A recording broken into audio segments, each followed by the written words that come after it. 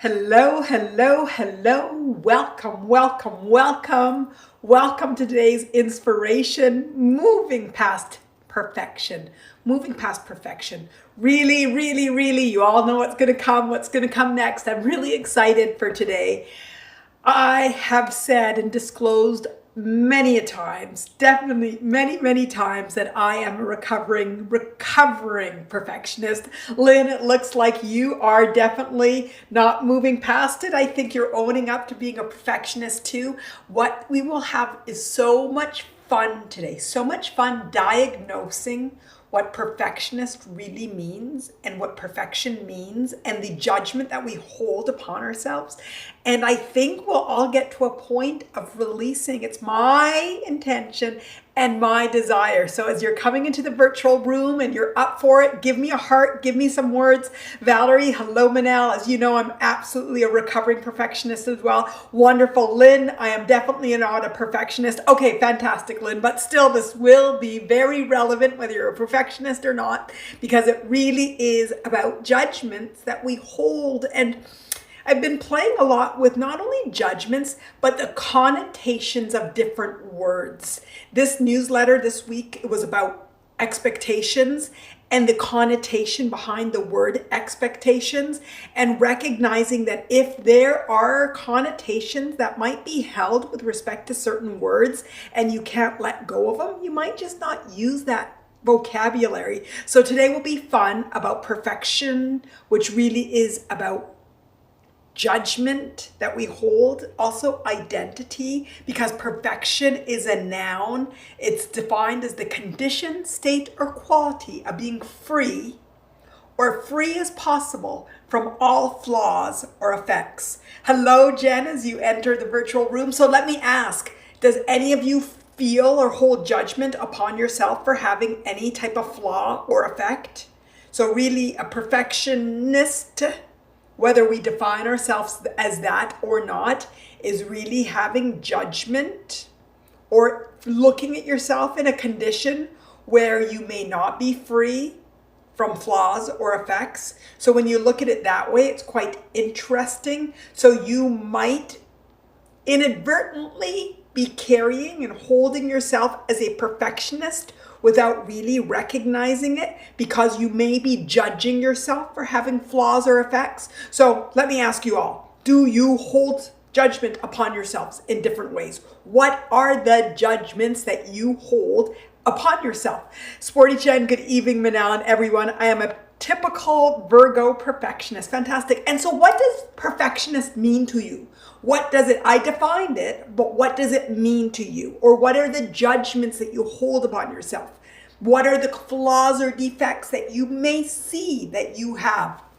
Valerie, yes, I'm not whole as I am. Fantastic, Valerie, fantastic. And that is really the fundamental nature of what a perfectionist is. Do you see yourself as whole? Do you see yourself as beautiful, brilliant? Do you celebrate yourself? Do you honor yourself? Do you love yourself? And if the answer is no to any of those, then you may be a perfectionist and not really realize it, because perfectionist can be a synonym to holding judgment against your selfist. How's that for a word? How's that for a word that I just created? Judgment is against your selfist. Something other than just honoring yourself and seeing yourself as just beautiful the way that you are. Ray, hello to you. So, okay, answer me. Do you see that? Do you hold judgment against yourself? And what are the judgments that you're holding against yourself? Sporty Jen, expectation of doing something to a high standard. My standard, beautiful. That's a perfectionist to you. Beautiful. So, Sporty Jen, do you meet those high standards? Because if you meet them, then you're perfect. So I've also written down perfect. Perfect is an adjective. It's an adjective. And it says having all the required or desirable elements, qualities, as good as it is possible, to be. So as good as it is possible to be. That's what perfect is. Perfect is as good as it is possible to be, which is interesting because perfect is as good as it's possible to be, and perfectionist as a noun is not having flaws or defects.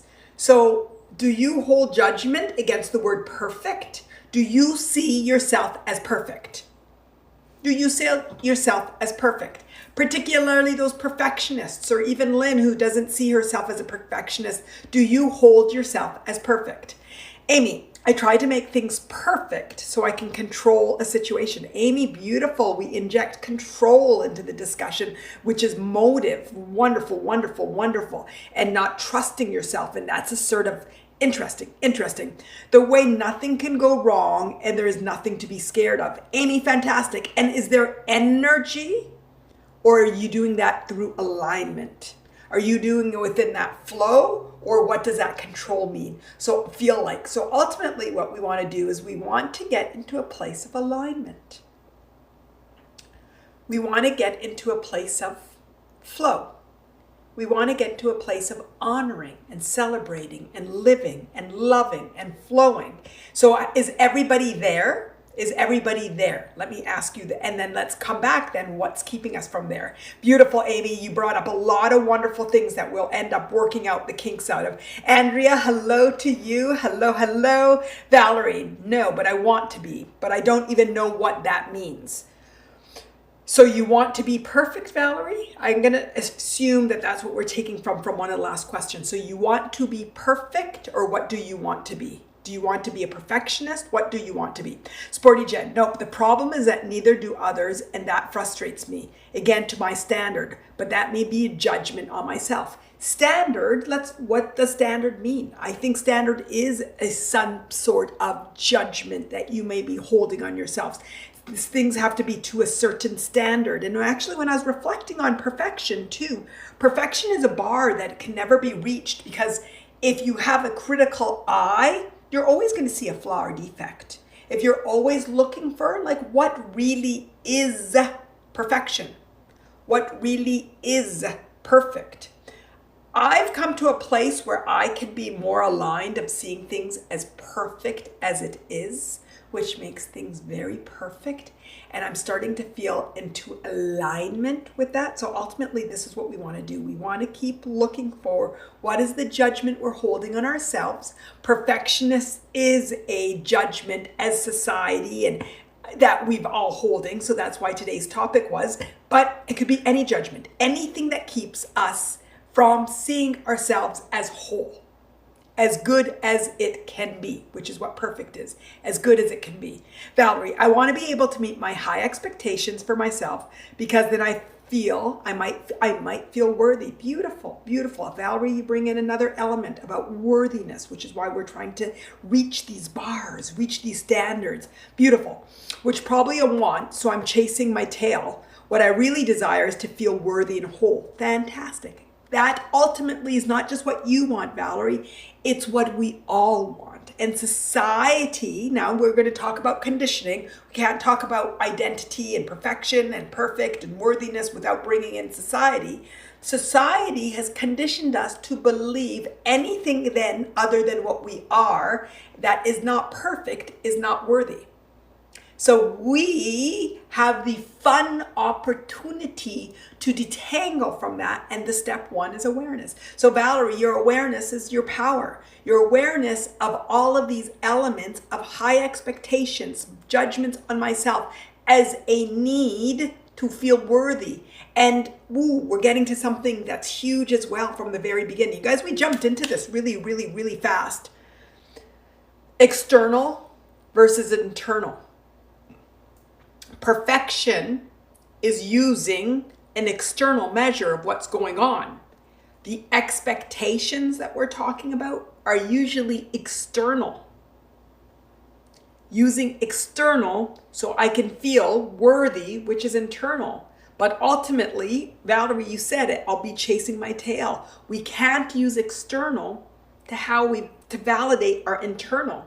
So what we're going to do together, which is what we're always going to do, is look for the resistance that we've picked up and that we're carrying from this human journey, this conditioning from external things, and then bring us back to calibrating internally. Does that feel good? Is that good? Are we good? Is everything feeling and aligning? How does that all feel? Sporty Jen, it depends on the person holding it, I guess. Therefore, to others will look differently. Beautiful. And so what is it that we ultimately want? We want to align to our truth. We want to align to what makes us feel good. I have 3 children, and their perspective of perfect and perfection is varied. Their perspective and perception of good enough is different. And the journey is for them to align with theirs, which makes them feel whole. And some of the most poignant parent moments I have had with any of my children is looking at them in the eye and say, you are not your sister.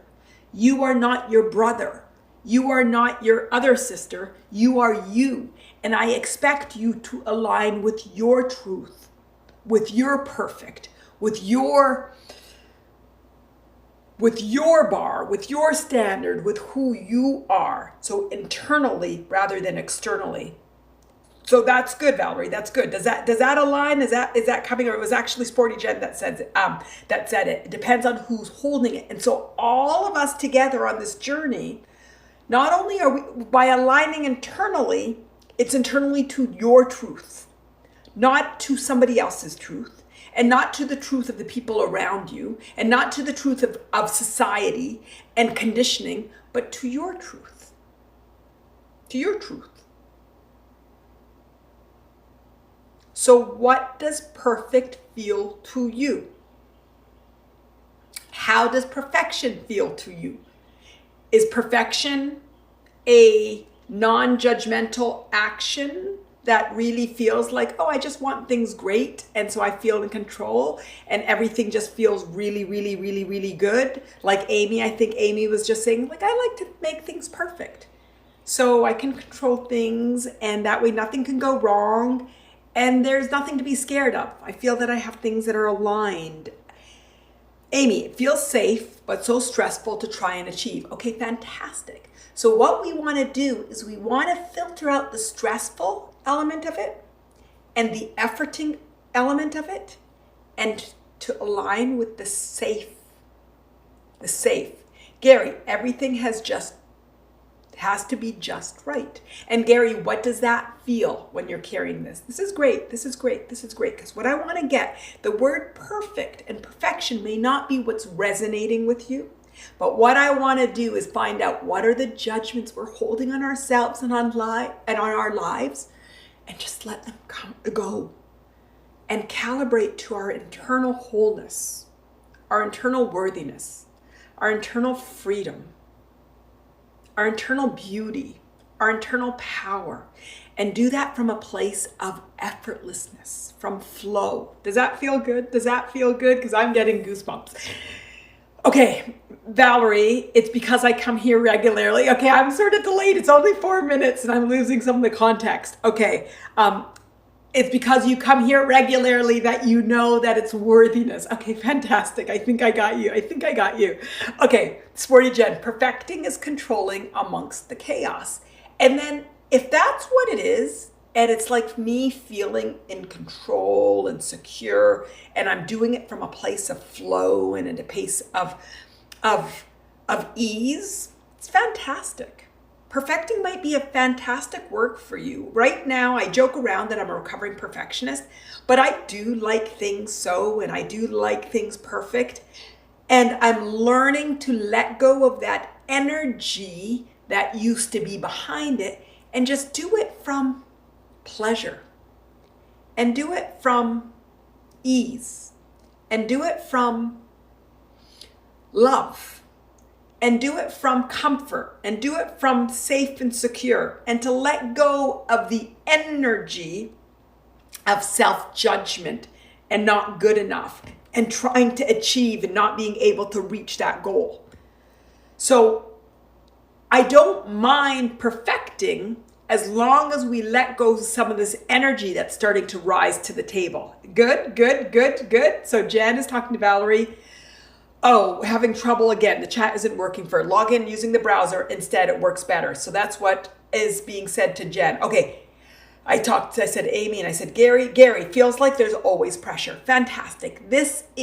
So when there's pressure, what I want to do today and every day is take out, release whatever it is that's keeping, and let that pressure go.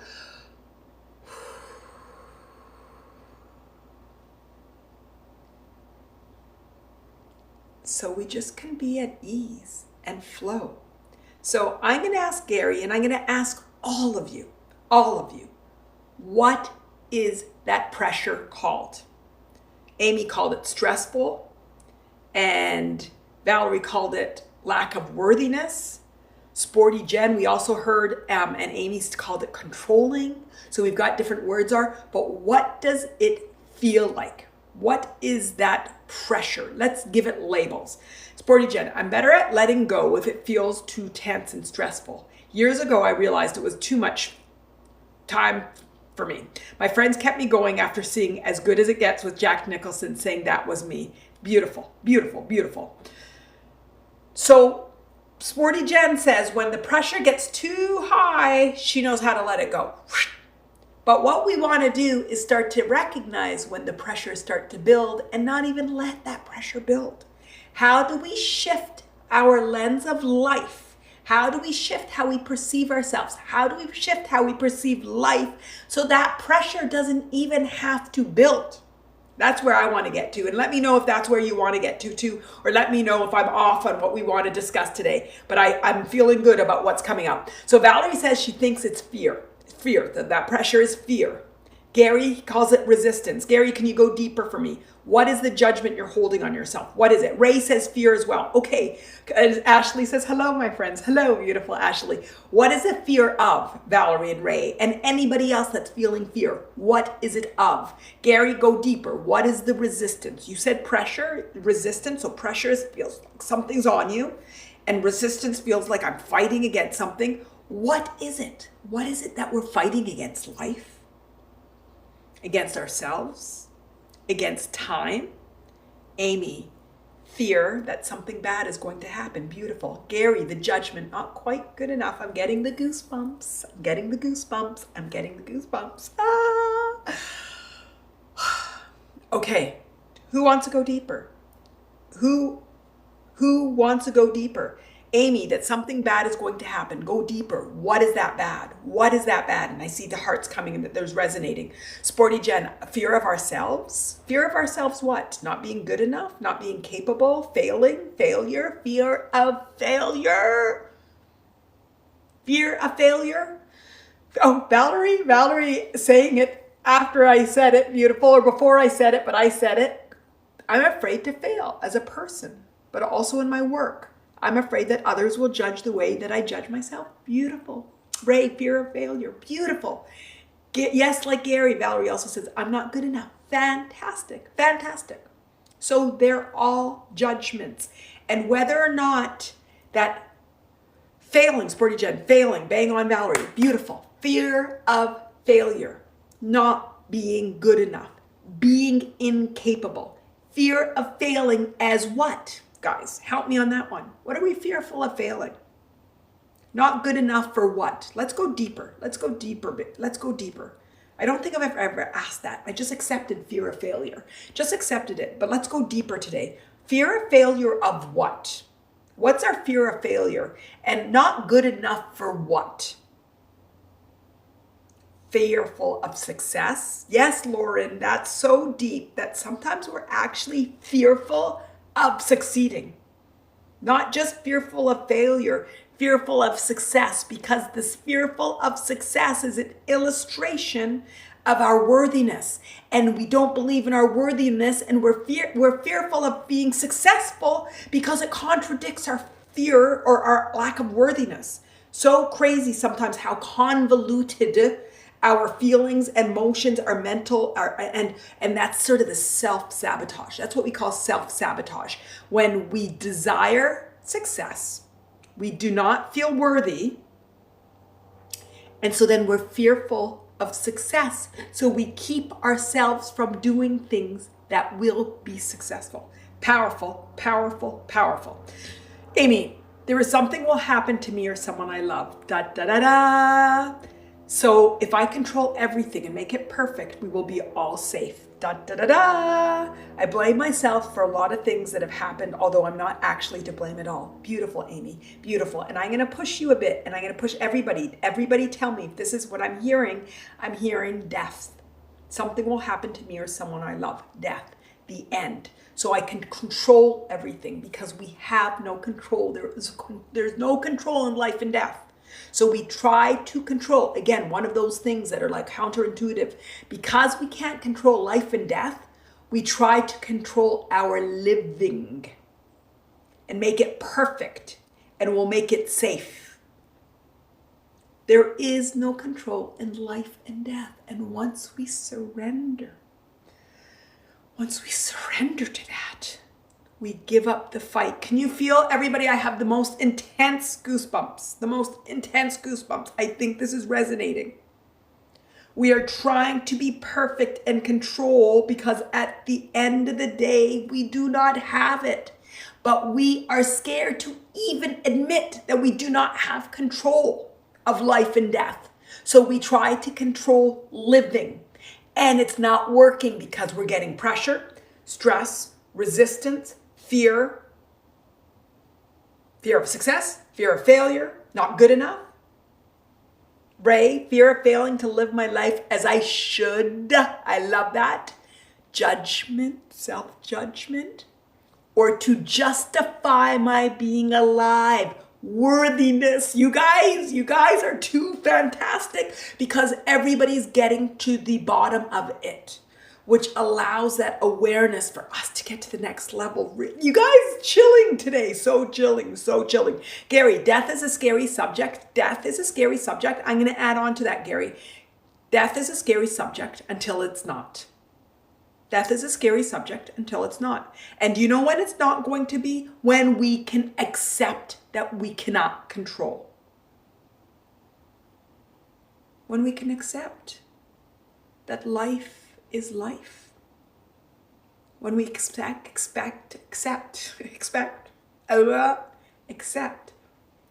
that death is death. When we can honor life and honor death and honor the cycle. Yes, yes, yes. I see the hearts going. This is so powerful. This is so powerful. Okay, so death is a scary subject until it's not. And we together as a community are going to keep working at it until it's not. Who's in on that with me? I see the hearts going. Who's in? Who is in that wants to keep muscling until death is no longer scary? Who wants to keep going at it until death is life? Part of life. And we are going to trust, because when we move into trust, we accept ourselves and love ourselves and accept life and love our life. And life tastes so much better. I see the hearts, so I think you're all in. Let's do this. Let's do it. Okay, other people seem to like me better when I do tasks, etc. Well, that's beautiful. It is not judged. And I see that right down there, Bridget also said fear of my own expectations. It's a yin and a yang. It's our own self-expectations, but we picked it up from others. I mean, come on. How many of us and how many, I'm a mom, sometimes I say good boy. And I'm like, oh shoot, I'm not supposed to say good boy, good girl. I'm not supposed to reward, and I'm not supposed to make them identify it. It's supposed to be effort. I know that. How many times did I say good boy and good girl? Say it to my cats too. No. It's not. Yes, they're fabulous and I love them and they are good. But then I teach them what you're saying is that you like me better when I'm good, when I'm perfect, when I'm doing, not being. And that's all part of conditioning. And it's all part of our journey from going external to internal. So do you want to play the game of playing to the external, or do you want to be and align internally and just realize this is conditioning? And our conditioners were conditioned, and the whole world was conditioned, and the conditioning is just part of the normal humaning. and the human journey, and it's just okay. And you just realize, I don't have to play the game, because once I'm aware of it, boom, game over, drop the mic. Or I would love to be okay with me as me. It's a process. Beautiful. Let's process it together. Let's process it together. Andrea, I'm in, but almost at work and expecting I will miss out on some of my favorite group and Manal ever. Andrea, it will be recorded. It's being recorded, and you'll get it. Everybody gets what they need to get when they need to get. Ashley, my 10-year-old saw me foam out the mouth and fish out. That's not okay. Ashley, I think you got upset about something, and it's not okay, but it is okay. Or was it because you were ill? My 10-year-old saw me foam out the mouth and fish out, and that's not okay. I don't know if there's some things that are in there, if it was illness or if it was anger. But regardless, yes, it's not okay, but it is okay, because guess what? It happened.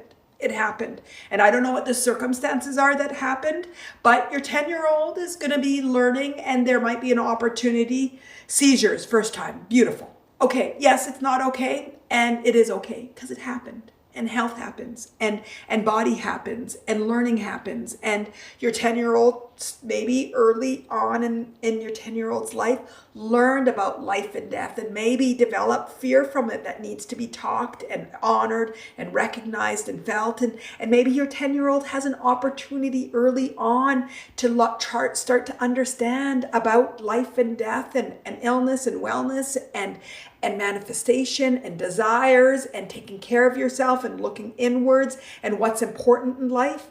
So yes, Ashley, that's harsh at 10 and harsh at any age. But what we can do is let it be a catalyst to learning. What would you like your 10-year-old to learn? Let's ask everybody. What would you like us to know about health? What would you like your 10-year-old that was exposed to something so scary and fearful? What would you like that 10-year-old to know? What would you like that 10-year-old to know? I'd want my 10-year-old to know that life is to be celebrated. I would like my 10-year-old to know that I'm committed to being healthy and committed to them being healthy. I want my 10-year-old to know that we are so fortunate to have such a wonderful health system and a healthcare system, and that I would be receiving the best health care possible, and that I would be looking for answers, as well as going to those that are studying and see what I can do to continue to build myself up and to be the strongest, healthiest person that I can be. I will tell my 10-year-old that everything, that life happens to people all the time, and it's not what happens, it's what you do with it. It's what you do with it. And that we are the type of people that make lemonade. And that we are going to continue to make lemonade and start to recognize that things like this teach us how to calibrate to happiness, how to find happiness in the little things, how to love, how to feel connection, how to not look at small things as important and look at the big picture. How does that feel? Lauren, he might be an angel to help others in his future. Beautiful, beautiful. That there's a spirituality aspect of it, that there's life and there's death, and that there are angels that come. Ashley, you're receiving. Beautiful. As a quill, I love it to be curious with things that life brings. Beautiful, and science and medicine, and how do we look at the body, and the body is really big, and there's so much that our body can do, and we're amazing. And how do I turn around and make my body powerful? How do I defy science and medicine? Gary, Manal, someone is going to cry today. I'm going to cry right now. Ashley, good. Okay, Gary, one of my few friends I have left is 52 and terminal. He said, Gary, you're going to make me cry. He said that until he realized he had no control of the situation, he was in a really dark place for 6 months. Now he's in God's hands. Beautiful, beautiful. So we know that there's more to life, that life shows us there's more than life, more to life, and that we need these situations, and I wish we didn't always have to have them, but it's life for us to recognize the beauty in life. Bridget, I would love my 10-year-olds to be free to be themselves. Beautiful, Bridget, to be free. So we try to instill them in that freedom to live and to love and to express themselves freely. that you have a life and we don't know when will end. So be true to yourself. Live your life fully. Live fully. Love fully. Find what inspires you and go after it. Oh my goodness. Gary Ashley says she's crying. Gary Ashley, I cried at hello. You guys are going to break me today. Okay, I missed some comments. What else did I say? What did we miss? Amy, yes, a lot is health related due to things. I'm crying. Oh, you're so, Lulu, you're so beautiful. And I'm crying too. You guys moved me. Okay. Amy, yes, a lot is health related due to things that have happened to me and others. Problem is my response is to control, and I've lost how to trust, have faith, and you say surrender. Amy, did the words that I say with respect to Ashley, did that give you the answer to surrender and perfection? I'm going to come back to perfection because I like coming back to the topic. Perfection really means judgment. That's what it's about. So today it's about judgment. And then that judgment feels like resistance. Gary said the word resistance and he said pressure. So it's resistance and pressure. And then I said, who cares if it's perfection? Who cares what it is? But let's just look at the judgment that we have in our life. I want to end today's live stream. Okay, I'm going to tell you guys. Sometimes I'm like, oh, Manal, you're telling everybody from the beginning. What are we going to talk about? The intention that I had for today is for us to end up, and everybody can look into the camera. I can look into the camera. You can all look in, and we can all say that we are perfect, just the way we are. That's my intention for today. My intention for today is for us all to recognize that we are perfect. That perfection is something that we will continue to reach for and will never get, because perfection is about seeing flaws. And unless you see perfection in the journey, because the life is meant to be conditioned and we are meant to feel and to live, and you see that as perfect, so then we're perfectionists because you see that life's imperfections are perfection, then perfection is the beautiful word for you. So I want to end for us to see that we are all perfect. What did I say? As good as it is possible to be. That's how I want to end. So who knows that they're perfect? Who knows that they're perfect? Bridget, a work of art. A work of art. We are all a work of art. We are all brilliantly beautiful in our flaws, which makes us perfect, in our conditioning, in our seizures, in our seizure moments, in our every moments. We are perfect. We're beautiful in our losses and in our gains, in our anger, in our frustrations, even in our judgments. We're perfect. So who wants to start to see themselves as perfect? Who sees themselves as perfect? First question, who sees themselves as perfect? Who sees themselves as perfect? Ashley, my 10-year-old is already a blessing in this world with his ADHD, autistic, and full of life he has for his mama. Thank you everyone for this beautiful support. My heart feels so good. Ashley, fantastic. That's what I want. That's what I want. Andrea, I have a hard time seeing you guys sad. Manal knows that. Yes, Gary, I know that, but we're all beautiful. I want our sadness to be beautiful. And do you know why I want our sadness to be beautiful? Because once our sadness is beautiful, then we accept ourselves for all stages. And the sadness is no longer sadness, it's being. I would love for us to all see every state of our living as being. And when we let go of the judgment of any state and we're just being, then we're just flowing. So we break something. It's okay. We drop something. It's okay. Things are perfect. It's okay. It's all good. There's no judgment. We are just being.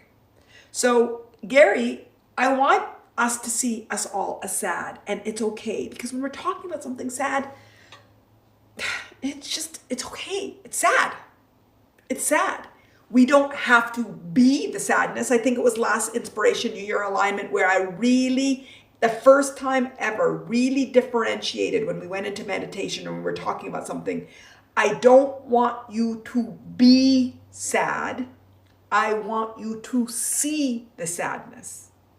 I want you to acknowledge the sadness. It doesn't mean, and when you can acknowledge it without being it, it's so liberating. So then we're just being. So I am sad. I see the sadness there. Yeah, that's pretty sad that Ashley, you're talking about that, but it's so beautiful because you have your 10-year-old and he's a blessing and learning things. How beautiful, how amazing, how incredible. Our children are incredible. And Gary taught me something in Attaining Your Authentic Life. In our little chat group, he said the other day, he goes, Gary, you might want to help me, but he said, I don't get parents, I'm in one of those camps, who are nostalgic for their children. I love them. I love my children more each and every day. And I'm like, wow. I was in camp. Oh, I miss my babies. Oh, my son's growing up. Oh, my daughter. Oh, my goodness. And I recognized from Gary's statement, he's like, wait, he's right. Every day I get another day with them. Every moment is more. How can I be nostalgic for the past when every day? And then I was like, oh my God, it's about control. Because the older they get, the less control I felt. And then I'm like, wow. How selfish of me. The reason I was nostalgic for my children being young is because of control. Control. Do you see the hearts? I feel like this is resonating. And Gary called me out. He didn't carry me out. He brought it to my, it's like, whoa. And I have since then adopted that every day my love for my children grows. Every day. And to recognize every day with them is heaven. Every day with them is a gift. Every day. And that nostalgia, we talked about nostalgia, and I think the conditioning live stream, and I only know that because I was going through yesterday because I'm working on the new course, and so I went through. But nostalgia is like a loss of something. It's missing something. There's pain in it. And I'm like, I get more of them. I have 24 more hours that I had with my children than I did before. It should be growing. Life should be growing. And if I'm stuck with looking at them as these little wee babies, then there's something that I'm stuck in life. And what is it that I'm fearful, anxious, stressed, control about? Oh, control. Oh, control. Oh, I'm losing control. Oh, I don't know what to expect. The unknowns, that they're going. There's a void. There's something that I felt was more easily packaged when they were younger. And then there's something I have to let go. Oh, I've got to trust. Oh, I got to flow. Oh, I just got to know that this is just life and life is just the way it is and I just got to go with it. How does that feel? How does that feel? Okay, Amy, it sounds big-headed, but I quite like myself. Amy, no, it's beautiful. I want to hear you say that you love yourself. How many, if you love yourself, give me a heart. If you love yourself, say a comment. How many people love themselves and how many people like themselves? It makes me sad. So many things have happened in my life that give me this urge to quest for perfection. Amy, are you ready to let go of it? It just takes a moment. It doesn't take more than a moment. It doesn't take more than the intention. Once you have the awareness, Lulu, I love you. Lulu, I love myself. Lulu, I love you. Once you have the awareness, you can let go. So who wants to let go of their judgment of the past? Who wants to let go of their blame, their perfection, their desire? Who? Valerie, I like some things about myself, but not a full embrace yet. Okay, Valerie, what don't you like? What do you like? What don't you like? Gary, I'm gaining it on every day. Gary, same question. What do you like? What don't you like? Let's get at it. Let us get at it. Whew. Yes, Manal, I think that actually stuck with me. I've been thinking about ever since that meditation. Beautiful. About the nostalgia, Valerie? Are you talking about the nostalgia? No, you're talking about feeling the sadness versus being sad. I think that's what you're talking about. Let me know if that's what you're thinking of. Manal, I think I'm handling the sadness well today. Fantastic, Gary. Gary, you're a wise man, Gary. Sporty Jan says, yes, he is. Every day with them is heaven. I said that and I'm going to read it again. Every day with them is heaven. Every day with each of you is heaven. Every day with myself is heaven. Every day living is heaven. Every day is heaven. Every moment is heaven. Every now is heaven. We can choose to live in heaven on earth now, or we can choose to make it hell. Heaven and hell is a choice, and it's here on earth. That's one of my observations. That's one of my beliefs. When I read about heaven and hell, I'm like, whoa, it exists here. Ooh, heaven exists here. Ooh, hell exists on earth. Ooh, I want to choose heaven. I want heaven. I want heaven. As a quill, wow, that's a great observation. I think that was about 3 minutes ago. It was about the children and having every day loving them more. Every day loving them more. Every day loving them more. Gary, Manal, I think I'd have a hard time with outliving my kids. Gary, me too. So I try not to think about it. And I try to think about what I think about is that my kids and I will be together close for the rest of our life. I think about their grandchildren, having the grandchildren. I think about having their partners. I think about having and hosting Thanksgivings in my house, and the house gets more and more and more with more people and children and families. That's how I think that's how I think. So do you want to think about the heaven or the hell?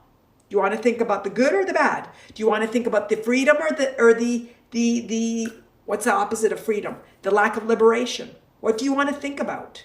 Let's think about the freedom. Let's think about the children being with us. The love, the love, the love. Beautiful. Okay. Bridget, like the love of my children growing, so is the love for myself. I love me. Bridget, I love it too. Cynthia, on earth as it is in heaven. Yes, yes, yes, yes, yes. Gary, I don't like that I don't have better jokes today. It's okay. That made me laugh. It's enough. You made me laugh. Valerie, and I think laugh till tears are in my eyes. Valerie, I like that I'm very willing, that I'm authentic, that I'm open and I'm vulnerable. I like that I love to learn and that I'm creative. Valerie, those are beautiful. I'm going to read them again. And everybody that can relate to what Valerie loves about herself. And if you love that about yourselves, then give a heart and give a comment. I love that I'm very willing, that I'm authentic. Oh my gosh, you're so authentic, Valerie. That I'm open and vulnerable. You are so true and open and vulnerable. I love that I love to learn and grow and expand, and that I'm creative. Valerie, I love that. I love that. I love that. There. I don't like that I want to control. Okay, what's the opposite of control? Trust, flow. Because it's already good and there's nothing to control. Fear.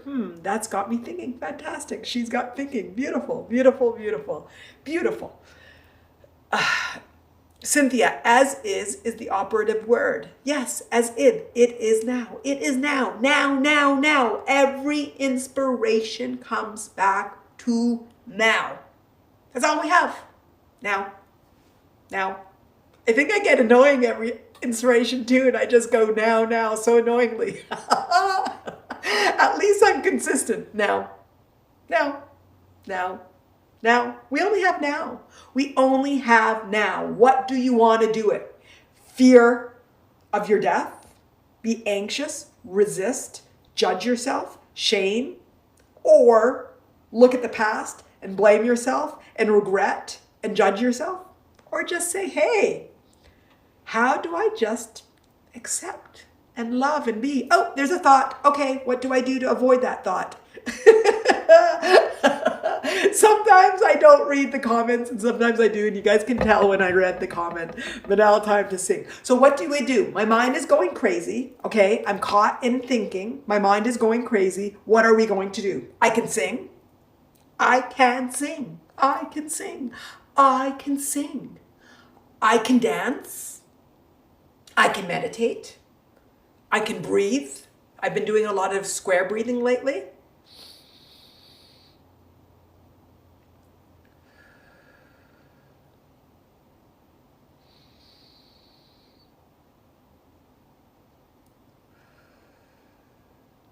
Just by virtue of controlling your breath, you stop your mind. Breathing is unconscious. If your mind is going crazy, you're thinking about the past, you're going into fearing, just stop. Become aware. Oh, not judgmental, curious. Oh, interesting.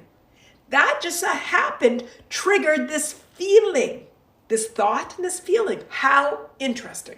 Ooh, wow. 180 degree from me feeling great to feeling bad. That's interesting. Let's observe it. Ha! Ready to shift it.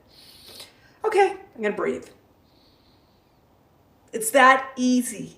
It's that easy. And the more we develop that muscle, the easier it gets. It's hard till it's not. It's hard till it's not. It's hard till it's not. Good.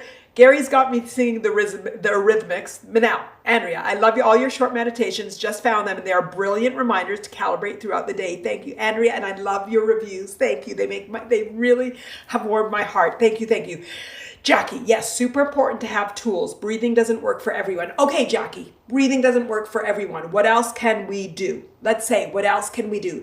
I want everybody to list right now. Something happened and all of a sudden we all got in our mind. Something happened. What can we do? We can breathe. We can look. I like to say all five senses. Perfect. Talk to somebody. Valerie, I've got my speed dial friends. Weebicky, I don't know if I said that right. I don't think I did. Draw, beautiful. Drawing, coloring. Carrie, humming. Rita, nature, beautiful. 5 senses. I have a few 5-scent meditations where it's like all of your senses. Smelling, go smell something. Go smell something. Inhale it deeply. Look at something. Just look at flame dancing. Look at a certain point until your mind starts focusing so hard. When you use your senses and you focus so hard, then you start to unfocus. That's what meditation is. And you use any of your senses. Let's listen. Okay, I'm going to stop for a second. We're going to listen to the silence.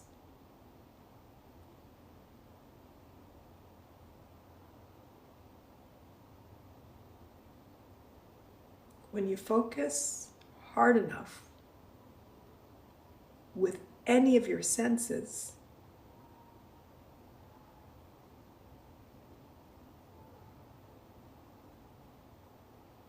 you're using your mind, and then it starts to unfocus. And that's what meditation is. Beautiful. Millie, do 10 jumping jacks. Yes, sometimes breathing doesn't work. Sometimes the feelings are so intense that we got to do something really physical. Jumping jacks, go for a run, do yoga. Jackie, I find it helpful to write down my tools. Jackie, write down your tools or writing things down. Writing things down is a fantastic way too. Writing. And then I love burning. When I write and things are really intense, I burn it and it feels really good. I'll go into the fireplace, or if it's too cold, I'll put it and then let it go into the toilet or whatever. But because I'm scared about burning, yes, write it. Look at my face. You can even see the resistance that needs to come out. And then I burn it and it just feels like so therapeutic. Valerie, today I decided to watch an animated movie. Watch a movie to calm my mind and just relax. It really helped me. No triggers, just a nice story. Beautiful with visuals. Beautiful. Distract your mind. Those children that with your babes, when they start to get upset about something, distract them. Distract yourself. Rita, trying to put down the red wine at night after work. Beautiful. So that's a coping mechanism that I think that you're saying that you're trying to not do. Trying to put down the red wine at night. I think what I'm hearing you say, Rita, I'm interpreting it as that you don't want to drink the red wine at night. Okay, beautiful. So now here is a habit. Rita, beautiful. You had developed a coping habit that every now and then somebody picks up red wine, but you're like, this has become a bad habit and I don't want to anymore, and it might not feel good. Last inspiration, New Year alignment, we were talking about drinking and smoking, and I refused to say it was bad. And Ray was like, Manal, you're not saying it's bad. And I'm like, no. And later on, I realized what I should have articulated. I don't want you to stop something because it's bad. I want you to stop something because you want to feel good. I don't want it to be self-judgment and shame. I want it to be motivation for feeling good. And I don't know if I articulated it well. I was really sneaky and slippery, and I didn't want to say smoking and drinking are bad. I did say it could be bad, and it's bad for some people, and too much it's bad. But I want everybody to do things and make decisions that feel good. I don't drink because it feels good. I don't drink because it aligns with my beliefs. I don't smoke because it feels good. Not I don't do something because I don't want to feel bad, because that's not sustainable. So Rita, beautiful. What is it that you can do instead then? Drink some chamomile. Did I say it right? Chamomile? Chamomile? Does it depend on where you are in the world, how you say that? Can you guys tell me? Drink something else. So you could start another warm drink, some lemon and honey with hot water, some warm milk.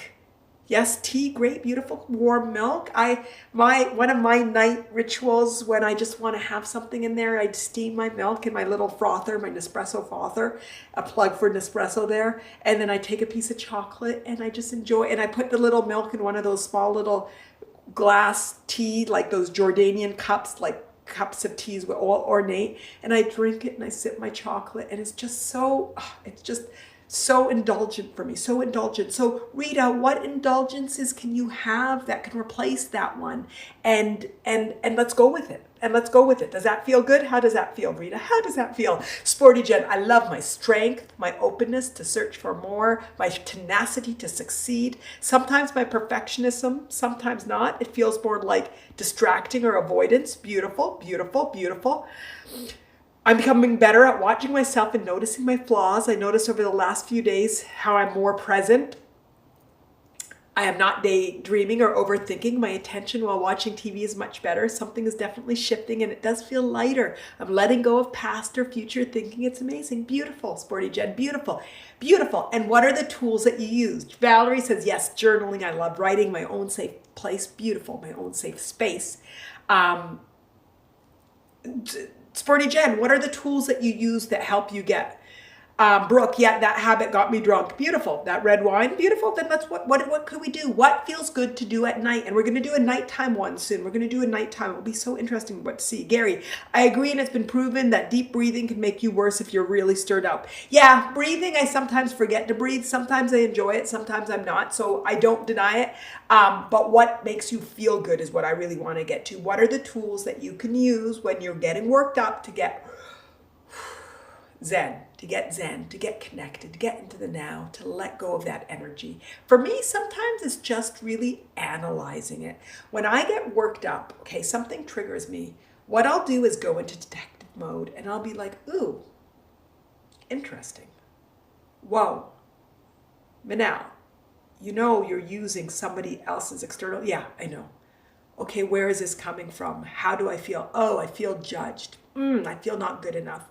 Ooh, I feel a bit of shame in there. Okay, where did that come from? Well, you know, Manal, where that came from. That came from X, Y, and Z. And I'm like, okay, so can I shift it? No. And there's something that happened recently that stayed for me for like a full day. Things don't stay with me for full days. And it was a small one. Like, it wasn't even a big one. It was a small one that stayed with me for a full day. And I just, the whole day, as it kept, I tried distracting, it didn't work, so I went back to analyzing, went from distracting to analyzing to meditating until it finally, and then resolving, and then finally it went away. So analyzing is a powerful one for me.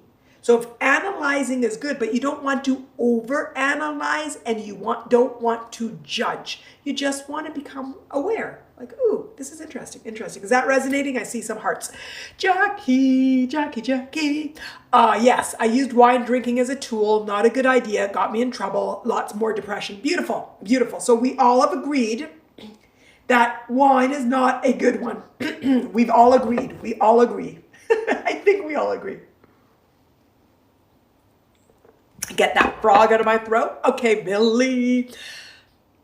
I love a beautiful wine glass with water with cucumber slices or raspberry. Beautiful. So we all don't agree. But the whole point is that the wine or whatever we use cannot be a coping mechanism. And I think next inspiration on Thursday is using emotions as coping mechanisms. We don't want to start to do something that may feel good for the moment, but does not feel good continuously. That's the essence of it. Don't pick something that is now becoming a crutch for you. And if you recognize what you picked ends up being something that you got to use all the time and then ultimately isn't feeling good long term, that's an indication to say, oh, let me turn around and open myself to exploring something that will feel good in the moment and sustained. And how do you know something doesn't feel good? You don't feel good physically. You don't feel good mentally. You're judging yourself. You're blaming yourself. You're feeling bad. How else do we know? How else do we know? Jackie, InsightTimer is a tool. Exact. Beautiful. Right now. Beautiful. Jackie, beautiful. Yes, InsightTimer is a beautiful one for me too.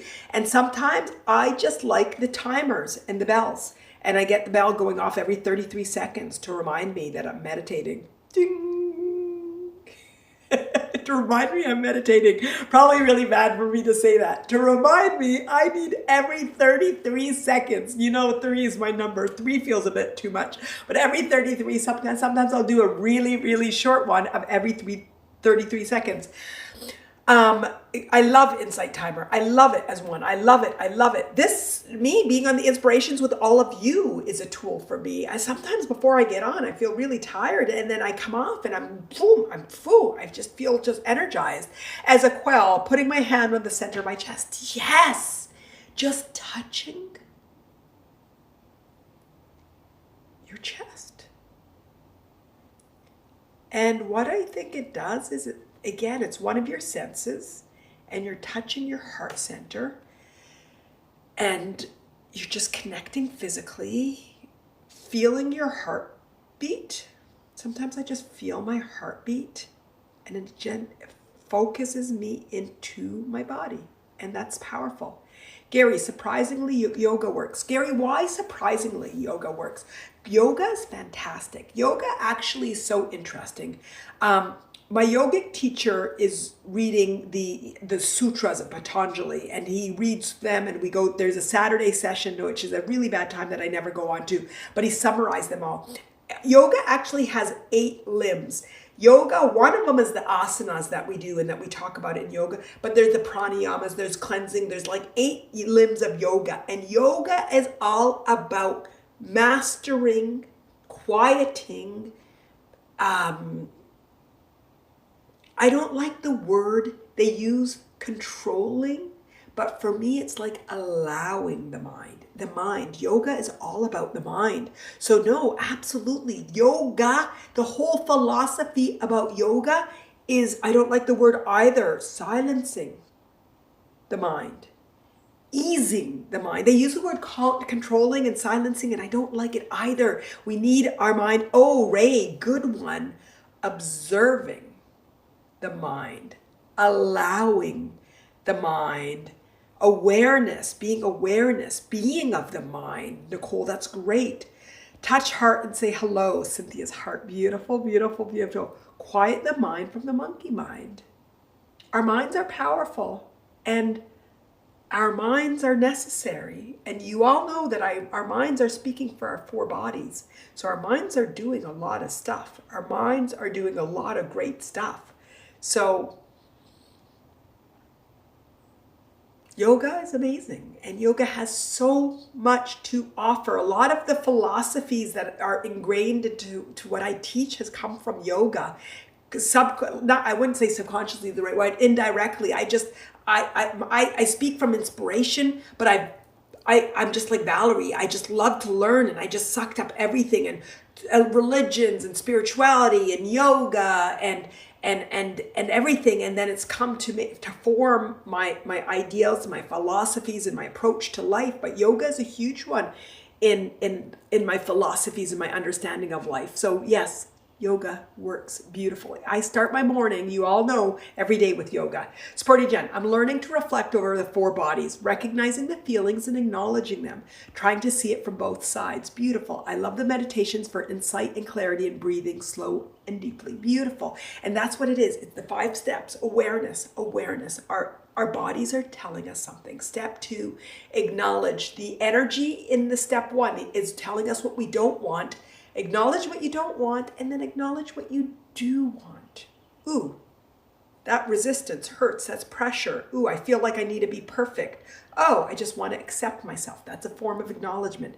3, appreciation. Appreciate your life, appreciate your journey, appreciate your resistance, appreciate everything that's here, that I'm here to learn and grow and expand, and life is beautiful and it's all okay. And then 4, once I do those 3 steps, I can let go, I can shift it, I can release. And step 5, surrender, surrender, surrender. So yes, reflect over your 4 bodies, your egoic, your mental, your emotional, your physical. Go through your 5 steps and just honor yourself, love yourself, appreciate yourself. Our bodies, our journeys are amazing. And meditations for insight and clarity and breathing slow and deeply, beautiful. I had that persistent thought recently. I tried distracting. I tried talking myself out of it. Finally, I said, okay, you got something to say, girl. Let's say it. And I sat down with a pen and paper, let her say her piece, and finally was able to resolve that. Beautiful, R. Fantastically, beautifully powerful. Until you listen, that thought or that resistance, that pressure will continue. You have to become aware of it. You have to release it. Otherwise, you bury it. And then it comes out in monstrous ways, different way. Beautiful, beautiful, are beautiful. Okay, Gary, easy. Does the hand on your heart work when you're at maximum what did you say? Hold on. Where did it go? When you're at maximum agitation? Gary, that's the best time to do it. Let's see what Ezequiel says. But that's perfect time to say it. You're agitated and you feel like, ooh, how does that feel? I'm pounding. Wow, my heart is too. What made me feel that? What is it telling me? What is my body telling me? What should I know? What should I know? Sporty Jet. Oh, and being in the present moment with my 2 cats, Miney and Mo. Eeny, meeny, miny, and Mo. I just learned eeny, meeny, miny, Mo. Miney and Mo, helping me keep in the present and calms and nourishes my soul. Beautiful, Sporty Jet. Beautiful, beautiful, beautiful. Brooke, I noticed that I clean an ebb detailing my truck. Beautiful, Brooke. My car really needs to be cleaned. It's been on my to-do list for a long time. Oh, I get into it. Every time I get into it, I'm like, Manal, you gotta clean your car. So thanks for the reminder. I don't get satisfaction out of cleaning it, though. That's the problem. I do not get satisfaction out of cleaning it. Okay, Sporty Jen. It's like giving yourself a hug as a quail. Beautiful. Love doing that. Beautiful, beautiful, beautiful.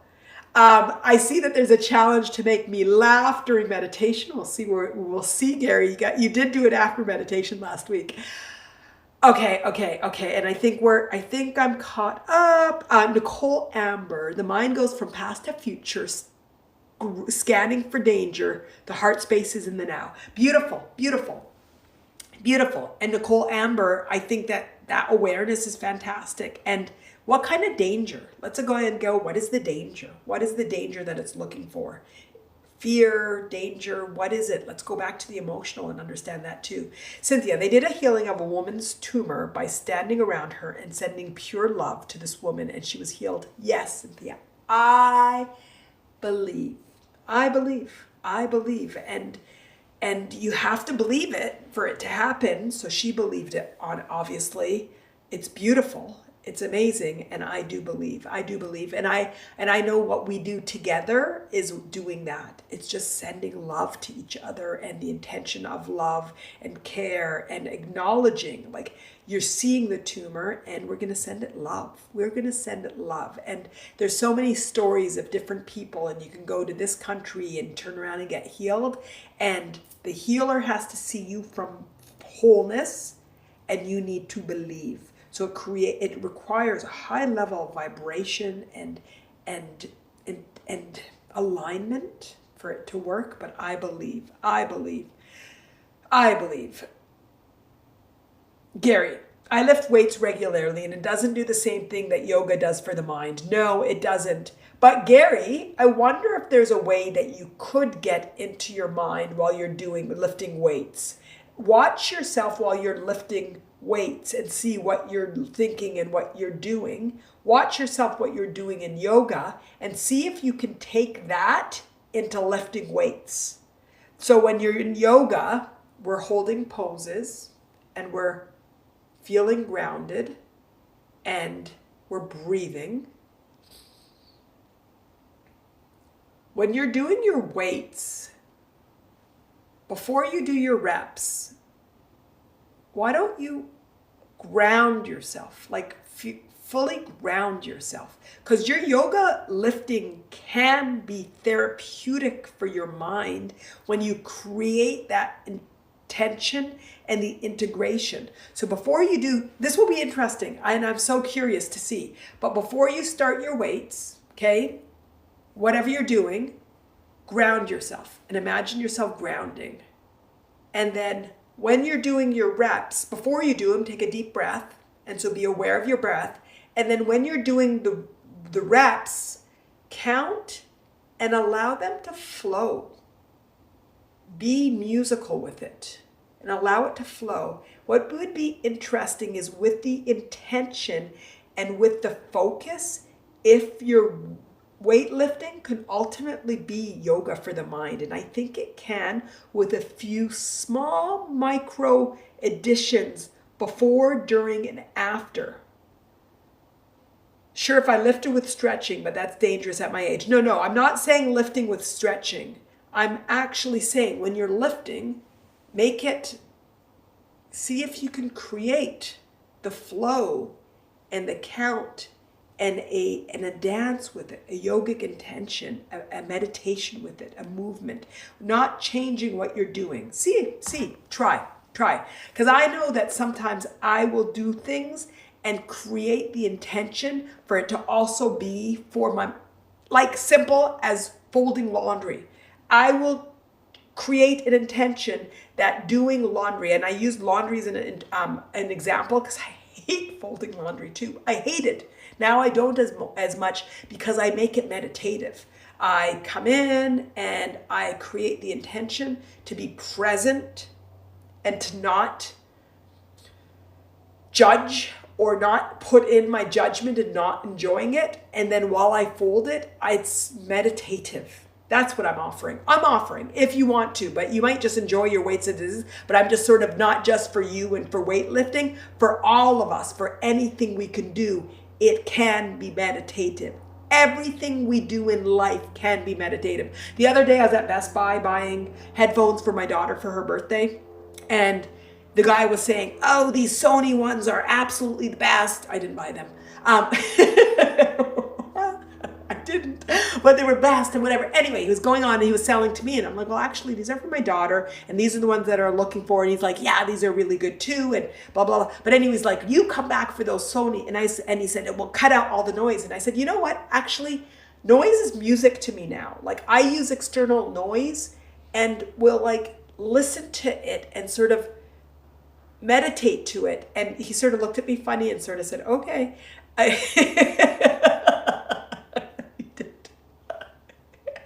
Anyway, my whole point isn't about your weightlifting. It was about your comparison of weightlifting and yoga to the mind. And what I wanted to offer to all of us, using you as an example, is that anything can be meditative if we create the intention and the focus with it. And I used your weightlifting as an example. So, and it really is for all of us. So good. I don't know why I'm laughing. I don't know. Mark, late to the party here and an ex-gym monkey. I find that doing weights for me is an ego thing. I want to get buff. I want to be a strong person physically. Well, beautiful, Mark. That is wonderful. And I do think that it could be an ego thing, but it also can be taken. Can you recognize it's an ego thing and not make it an ego thing? Like again, the laundry was my example. I hated doing laundry.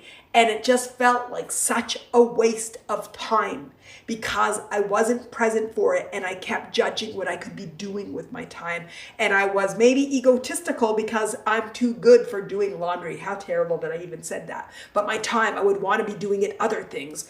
Doing things of pleasure, doing things of working even, like things at a higher level. And then I realized something that needs to be done. And I like a clean house and I like clean clothing. And I'm going to find a way to integrate it, to enjoy it because it's something I got to do. And so the question is, Mark, does your gym, do you want it to be an ego thing? It might feel good to be an ego thing. And I'm going in there and I'm getting buff. And that might be the intention. And it might feel good. But you can also shift anything to be anything else, right? Do you guys get me? Do you get me? I feel like I overtalked it, but do you get me? Sunshine, sunshine, sunshine on my shoulders. Feels so lovely. Okay, sunshine. Inhale and exhale with the reps maybe. Yes, yes, yes. Cynthia, when I'm folding laundry now, I do it with excellence with each piece. Beautiful. What a difference. Yes, yes. I've really created a shift in how I approach cooking, cleaning the kitchen, doing my laundry, cleaning the house, and it's just become so much more therapeutic than it ever had been in my life. Gary, don't get me wrong, lifting does help my wee little mind. I can usually get the best of the freak. Gary, I get you. Do you get me? Do you get me? I get you. Do you get me? Mark, be present with what I'm doing. Thanks. Yes, yes. Ruth, what about dealing with an impossible boss?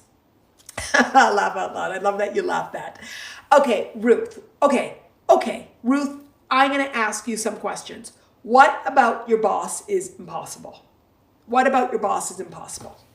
And this could be an impossible anything. So first of all, what I'm going to offer as you put that in there is, are you willing to recognize that your impossible boss, whatever triggers that are within you, is your opportunity for growth? So even though I can validate or recognize or say, yes, your boss is probably impossible, what I also want to know is, are you willing to say, oh, but there's things within me that she's pushing on that I want to identify, because somebody else that doesn't have these sensitive spots, this impossible boss, might not be able to trigger.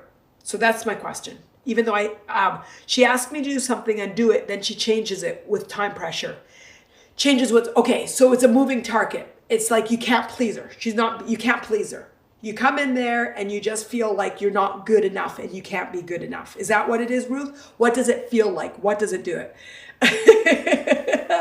Gary, watch it. You're going to lure evil Manal out of the bushes. She's been so nice lately. Manal's been so kind and loving lately. So kind. So Ruth, how does she make you feel? Let's get to it. How does she make you feel? What does this boss of you do when there's a moving target. I'm not respected, and you feel angry. Fantastic. Now I'm going to ask you, Ruth, what I like to do when we look at energy, we look at emotions, we look how we feel. I like to call it the cookie cutter. Can you feel in life that you've had like F you? I got it. Okay, I got it. So you're like, I can't deal with you. I'm angry and I don't feel respected. Now, what I'm going to ask you, and everybody pull out your impossible X, Y, or Z. And that could be your impossible X even. You're going to be your impossible whatever, boss, whatever it is. Now you have these feelings. Can you see, Ruth, where you might have these cookie cutters feelings in your life? Is it the first time you felt this angry or this disrespected? Or can you see that, hey, there's actually a pattern that might have developed over my life to feeling this way, and this boss is one of these people that have helped to show me this pattern? I see the hearts going. What is the hearts for? Why are you guys, what's being hearted? Okay, sometimes. Beautiful. Are you guys hearting because Gary said I missed the Manal monster? I hope not. I see a lot of hearts. Tell me, Rita, because we love you. Oh my God, Rita, I love you all. I see the hearts. I don't know why they're all going. Okay, so Ruth, sometimes. Good. Not being respected. Fantastic. So Ruth, are you willing to recognize that it's just not your impossible boss, but you have a model, a conditioning that you might have in there that of not being respected? Can you see that your life story has created a cookie cutter of not being respected? Can you see that, Ruth? Valerie, yes, we're just grateful for you and your insights, Manal. Aw, thank you, Valerie. I love you. I so adore you. Cynthia, I'm hearting for the clarity being spoken. Thank you, Cynthia. Okay, Ruth, fantastic. So the first thing I want, guys, you see, we're doing the 5 steps. So Ruth is aware. And she said, oh, this impossible boss is a pain in the, and I'm not going to say the word. And then I said, okay, what does it feel like? And Ruth said, very, very good. She said, it felt angry, it felt disrespected, it feels like F you. And then I said, have you seen that cookie cutter? And Ruth says, yes. even in childhood, not being respected. So all of that is step one, awareness. So step two, so Ruth, can you feel it? Okay, I'm going to keep going. So Ruth, you're the model for how we do the work, how we do the play, how we have the fun. So Ruth, where do you feel it in your body? Okay, where do you feel it? Every single meditation and talk of mine talks about feeling, feeling, feeling. And we have this love fest going on. So we have like two or three parallel conversations as everybody's loving on everybody. Val and Gary, love. Okay, Ruth, where do you physically feel it in your body? Where do you feel it? In your throat. Fantastic. You know why in your throat? Because you're not able to speak your truth. Because you probably want to say, I'm so frustrated and I can't stand you. But you know you can't because you have to respect them and you're feeling disrespected. And you can't speak because you laugh out loud. She's laughing. Okay, fantastic. So it's resistance in your throat. Where else do you feel that? Yes, you can't speak your throat. So it's your throat chakra is locking up and the energy isn't going. See how I even touch it? Beautiful. Where else do you feel it? Where else? Lower back, beautiful. Maybe not feeling supported. Yeah, that the lower back is it's going to be your root chakra, and it's going to be where you feel secure and stable, and you're not feeling supported maybe. So that's in your lower back too. Do you feel it anywhere else physically? So this is what I want us all to do. We're looking at the mental story. Then we talked about the emotional body, and now we're looking at the physical, and Ruth is coming straight to it. She's giving me straight the answers. There's not a lot. It's clarity. Boom, the heart chakra. There's, oops, did I squish the mic there? I hope it didn't make a lot of noise. Okay, the heart, which is your heart chakra, sadness and betrayal might be in there, and your love, and you're not feeling love, and anger would be there in your heart chakra. Beautiful, beautiful. So Ruth has feeling all of these physically, and she can associate that with emotional, okay? So that's the beauty. We got the emotions, and then we associated it with the physical feeling. Now, and we know the mental story, my boss, and then I'm not respected. So we've gone through step one, awareness in the three bodies. Okay, so now what we're going to do is to acknowledge. So Ruth already acknowledged, I don't feel respected. So what's the opposite of respected? What is it that you desire? So Ruth, you clearly said what you don't desire. I am angry, I feel frustrated, and I feel like I'm not respected. So what's the other end of the stick? What's desired? If that's the undesired, what's desired? Everybody put it in. If you can relate to Ruth's story, anybody put it in. What is the desired state? If undesired is angry, not respected, and frustration, I'm calling the desire to say whatever you want to say, it's Gary, I think Gary wants a meditation. Okay, we'll go in. Respect. Sunshine says respect. Jules says respect. Ruth says respected and calmity and calm. Beautiful, beautiful, beautiful, beautiful. And we will do a meditation like this, and I'll walk everybody to do the same thing if you're fearing. I want clarity. I want somebody to say, I want clarity. Sorry. What does sorry mean, Ruth? I think you want to be seen. R, confidence from self and from the boss. Beautiful, confidence internally. I love R, that you recognize it's internal confidence and you want to see it externally. Beautiful. You want to be seen. Confidence. You want to feel worthy.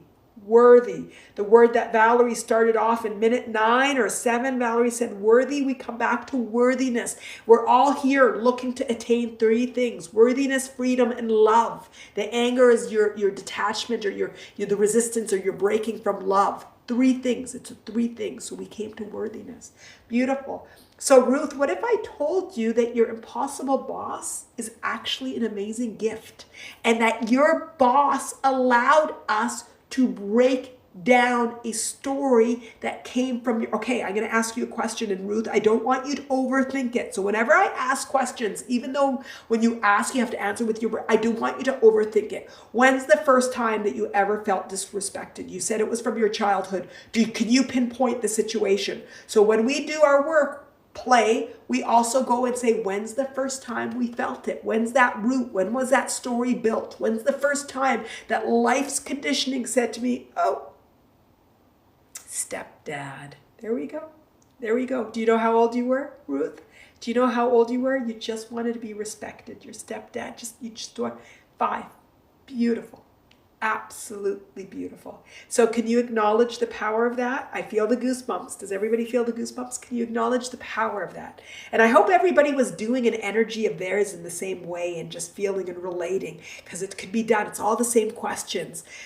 Cynthia, the gift is inherent in the seeming issue. Great processing. I love this wisdom. Fantastic, Cynthia. Yes, that's step 3. So we did step 1. We became aware of all the bodies. Step 2, we acknowledge the desire for respect and to be seen and worthiness. So step 3, we appreciate that, wow, resistance is a gift. Wow, all my life I was having different people help me recognize my worthiness. Life is beautiful. This is amazing. When I use resistance as a tool, it can actually free me and guide me towards my worthiness, freedom, and love. Wow, life is interesting. No longer am I going to see it suffering. No longer am I going to see it struggle. I'm going to see it as amazing. And then now, sunshine, it doesn't matter if you can't remember exactly when. What's important is that you just know. Now, Ruth, how could I move towards that? You are right now. So right now, Ruth, I want you to take a deep breath in and release. Release all of the resistance in your throat, your inability to say what you can't say, your feeling of lack of respect, the resistance in your lower back, the resistance in your heart, and just let it all go. Everybody take a deep breath in. And release. Everybody just release any resistance they're connected with. And take a deep breath in. And release. Sunshine, sometimes you will have a feeling or an inkling, or sometimes it comes later. You just have to open yourself up for the clarity, and it comes. And Ruth, Valerie, I agree. Ruth, you have so much clarity. It's so powerful. I just read what Valerie said, but it's so point on. Gary, confidence seems like a tough one for me, and I used to be the confident athlete. Gary, we'll get to it. What's standing in your way of your confidence? What's standing in the way of your confidence? I know the answer. I'm curious if you do. Ruth, how do you feel? And did everybody let go of that resistance? Ruth, do you see? And that might have let go of a lot, but this is a lifetime of resistance, so you're going to keep doing it. The more you go through the inspirations, the meditations, coming into these live streams, I feel a lot better, beautiful. You guys, it's that easy. It's that easy. It's that easy. It's that easy. Gary, yes, worthiness. And say it without a question. Tell me what it is, Gary. I'm not going to tell you the answer yet. You're asking for evil, Manal. Here she is. Oh my God, I love myself. And I love you, Gary. I love you. Okay, Ruth, I wanted to break something before. Fantastic. Oh, goodness, Gary, Valerie. Oh, Manal, you're so good. Thank you, Valerie. Ruth, okay, good. You feel better? That's exactly the name of the game. And that's what all my meditations, my inspirations, my talks all lead. Smiling. Thank you. Fantastic. Fantastic. Everybody is a gift. Every experience is a gift. And you just have to ask yourself, what am I meant to learn? And if you're too over in the feeling, it might mean that you're not ready. You might not be ready for it. Gary, be careful. Okay, Gary, I want you to answer this question. Why is your confidence shaken? What's in it? Tell me what it is. Be careful what you wish for. Ruth, darn, you're so good, so fast, fantastic. No, you are so good, Ruth. You answered the questions. You didn't give me theses. You didn't give me these stories. You didn't get caught up in your mind. You had clarity. Valerie said it so well. She said you have clarity and it's so powerful and you're able to. And the more that you just go into your energy and you recognize it and you ask, this is all so powerful. Thank you, Manal, says Jules. Jules, you're beautiful, amazing. It's that easy, and it takes your willingness to stop and go into your body. Gary, it's you. The spotlight's on you. Go into your body and feel that lack of confidence. And don't joke. Don't joke. No laughter, no jokes. Go into your body and feel that lack of confidence. Okay? You're not allowed to joke until I give you permission. It's an order. That doesn't mean you can't laugh, but you're not allowed to joke, okay? Now tell me if you can feel that lack of confidence. And tell me what it is. And everybody that's feeling it, okay, feel it. Now tell me what it is. Everybody, go ahead. Everybody. Anytime we do something for one person, it's for everybody, okay? It's for everybody. And you could speak up and you could say whatever. Gary, what is it? Feel it and tell me what it is.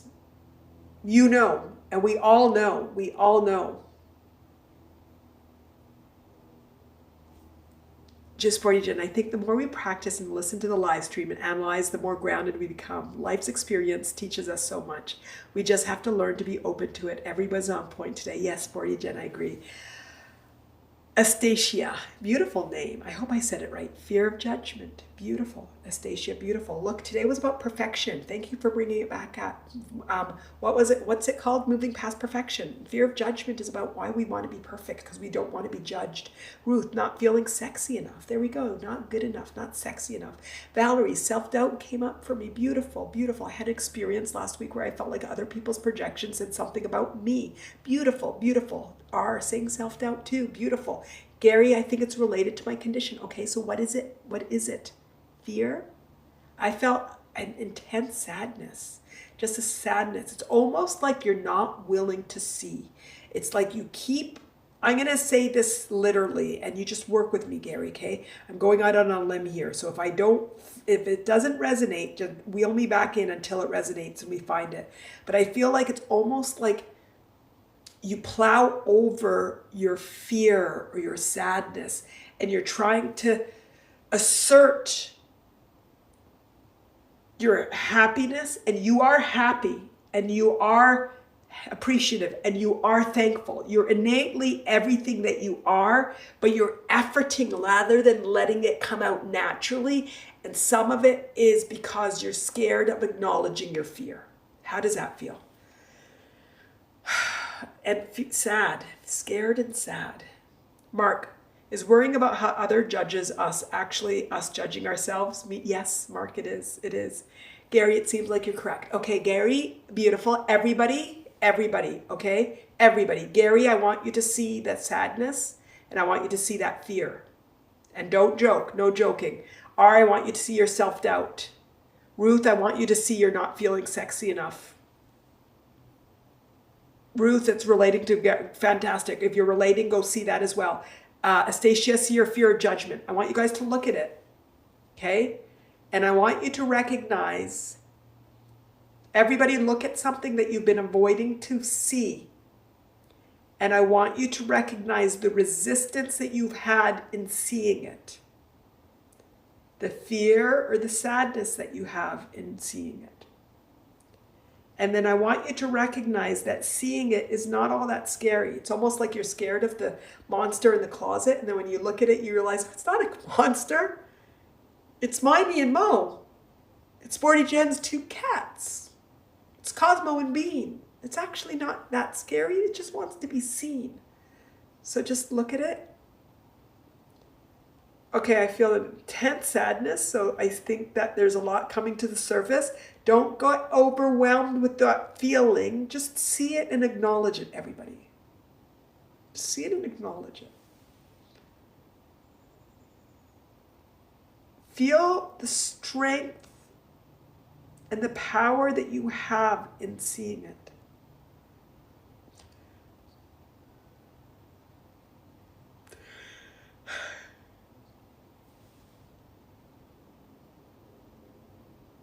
Recognize the beauty of life.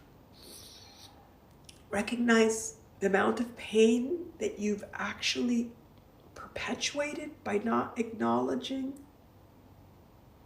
and seeing what just wanted to be seen.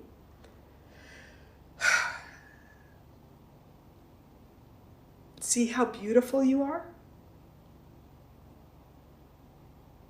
See how beautiful life is? Don't hold back if there's like sadness, like just see it and allow it to come out. So if you feel like you need to cry, don't hold it back in, just let it out. Even if you're in public, it doesn't matter, just let it out. Promise yourself, create the intention that you're going to honor your body and your emotions and your feelings, and you're not going to keep stuffing it in. Gary, trust yourself that you know.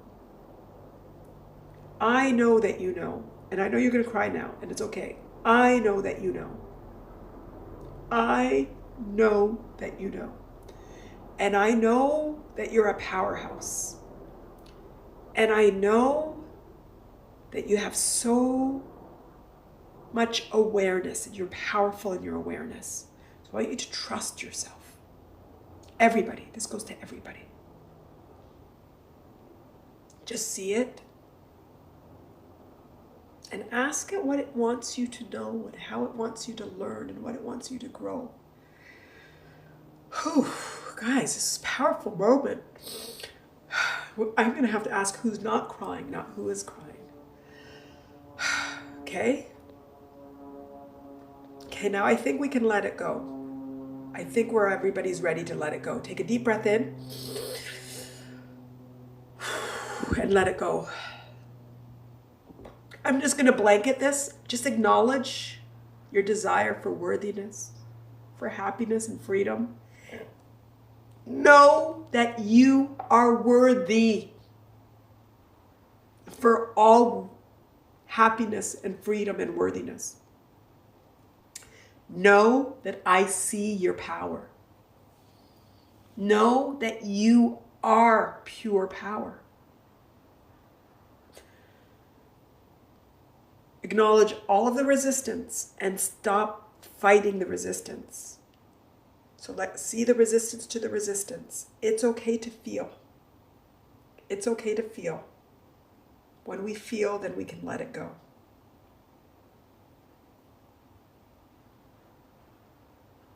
This is a really powerful moment.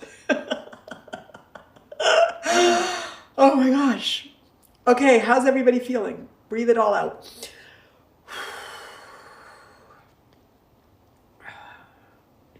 If anybody's feeling anything particularly strong, tell me. Breathe it all out. Sporty Jen, my perfectionism comes from not being able to feel physically attractive. Okay, beautiful, Sporty Jen, so powerful. My label to others and me is that I'm a perfectionist. That's what makes me me. And then I don't see the imperfections of how I really feel about myself. Goes back to my child and young adult. Beautiful. Sporty Jen, how does that feel? How does that feel? You're beautiful. You are beautiful. You're absolutely gorgeous. And your heart radiates such authenticity. Gary, I know that I deserve to feel worthy and working on it every day. Gary, I'm going to ask you, what's in the way of your feeling of worthiness? Right now I'm feeling how tired I am from carrying this for 20 plus years. Fantastic. It was really intense emotion. Yes, it was so intense. It was so intense. I don't know if you saw. Tough. A little bit of reluctance to really feel. Feel, please, Sporty Jen. Because it's a tough one that you were very vulnerable saying that and pulling that out. So I'd like you to feel it. And I know you can. Gary, I'd like you to also share. And everybody, put it out. What is it you've been carrying? What are you carrying and you're ready to let go? Okay, Sporty Jen. Astacia, Jen, I'm with you. I think... Ruth, I thought I missed something. Strong feeling in the stomach. Feeling it's really good to observe more in my body and do the work. Not let things slide and build up. Beautiful. Ruth, tears came. Beautiful. It was intense. You guys were all so intense. Ruth, if you ask your stomach, the feeling in your stomach, what it is, go into it and see what it is. So feeling in the abdomens is your solar plexus. It's your third chakra, and it's usually the feeling of not feeling capable. So what you just told us, the story about your boss and your stepdad, it was you were always felt incapable. They made you feel incapable. So just recognize that energy and just see it and love it and say, you know what, Ruth, baby Ruth, lovely Ruth, amazing Ruth, you are capable. You are amazing. You are brilliant. And this life is here to teach you that. Thank you, stepdad. And thank you, impossible boss. I am going to start to call you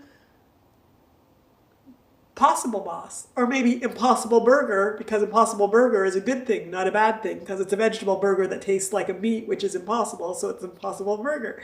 So you're going to start to see how beautiful your boss is and your stepdad is, because they taught you to go inside. They taught you to find your power. They were your catalyst to going from external to internal. Gary, I'm still waiting for you. Ruth's loving it and getting it and feeling. So feel that energy in your abdomen. Ruth, and everybody that's feeling it, and acknowledge it. It's a lack of feeling of capable, and look and you say that you're capable, and life has taught you that so you could learn how to go in and release and grow and expand. We are here to grow and expand, and we will do it together with fun. We will do it. We will do it. Gary, just trying to gather myself. How are you feeling? How are you feeling? I know that you hide, Gary, and that's what we're going to stop doing because you're a powerhouse and you're ready. I'm ready. You're ready. I'm ready. You're ready. We're ready. That was a song just for you, Gary. That was a song just for you, Gary. Okay, the hearts are going. Okay, how is everybody feeling? How is everybody feeling? That was intense. You guys, we haven't had such an intense moment on the live stream in a long time. I did not expect this, right? We haven't had such intensity as this in a long time. We've had it before, but I don't remember us having such intensity in this way in a long time, right? Right, guys?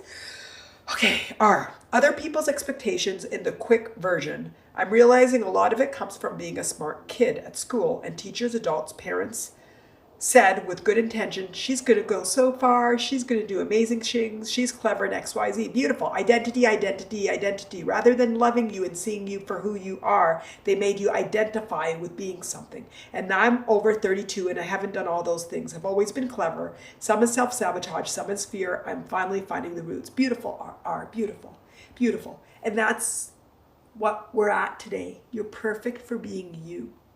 I told you all that my intention today was for everybody to recognize that you're perfect. Not for being clever, not for being smart, not for doing amazing things, but for being you.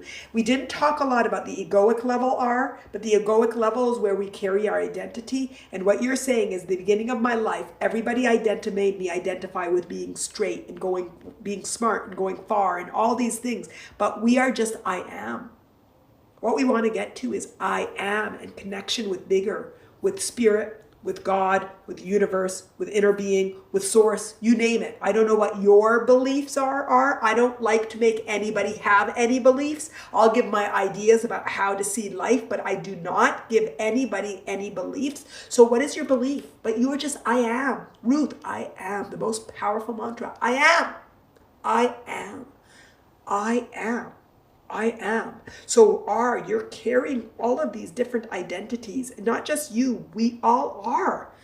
Brown-haired, black-haired, brown-eyed, blue-eyed, blonde, dark skin, yellow skin, white skin, red skin, clean face. I don't know what clean face is, blemishes. I don't know where you're from, the country you're from, sexual orientation, gender, non-gender, binary, whatever it might be. It's all these identities, and ultimately we're all I am. And when you let go of all the identities, when you let go of all the judgments, and when you just recognize that I am powerful for just being me.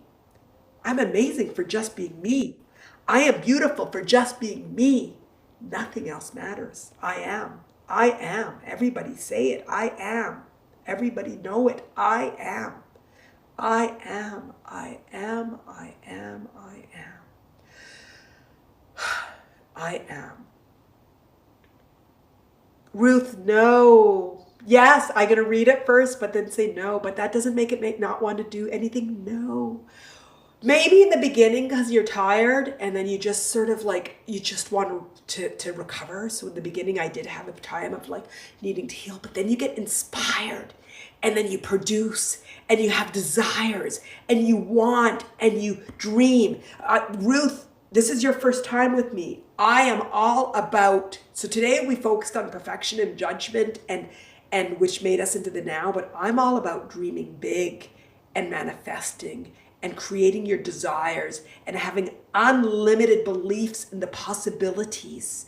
And then let me ask you, Ruth, what is it that you want? What is it that you want? I want inspired action.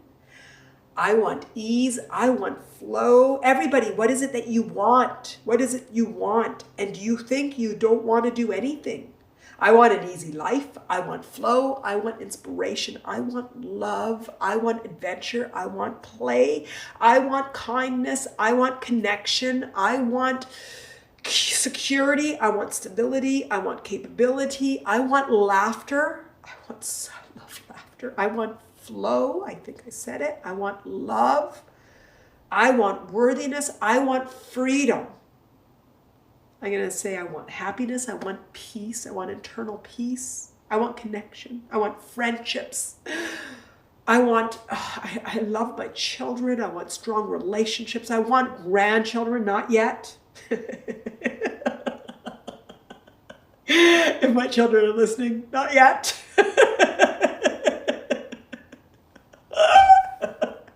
They can wait on that one. Oh my God. Valerie, be careful what you wish for. Like Gary said, sunshine. Amen. Amen. What do you all want? What do you want? Christine.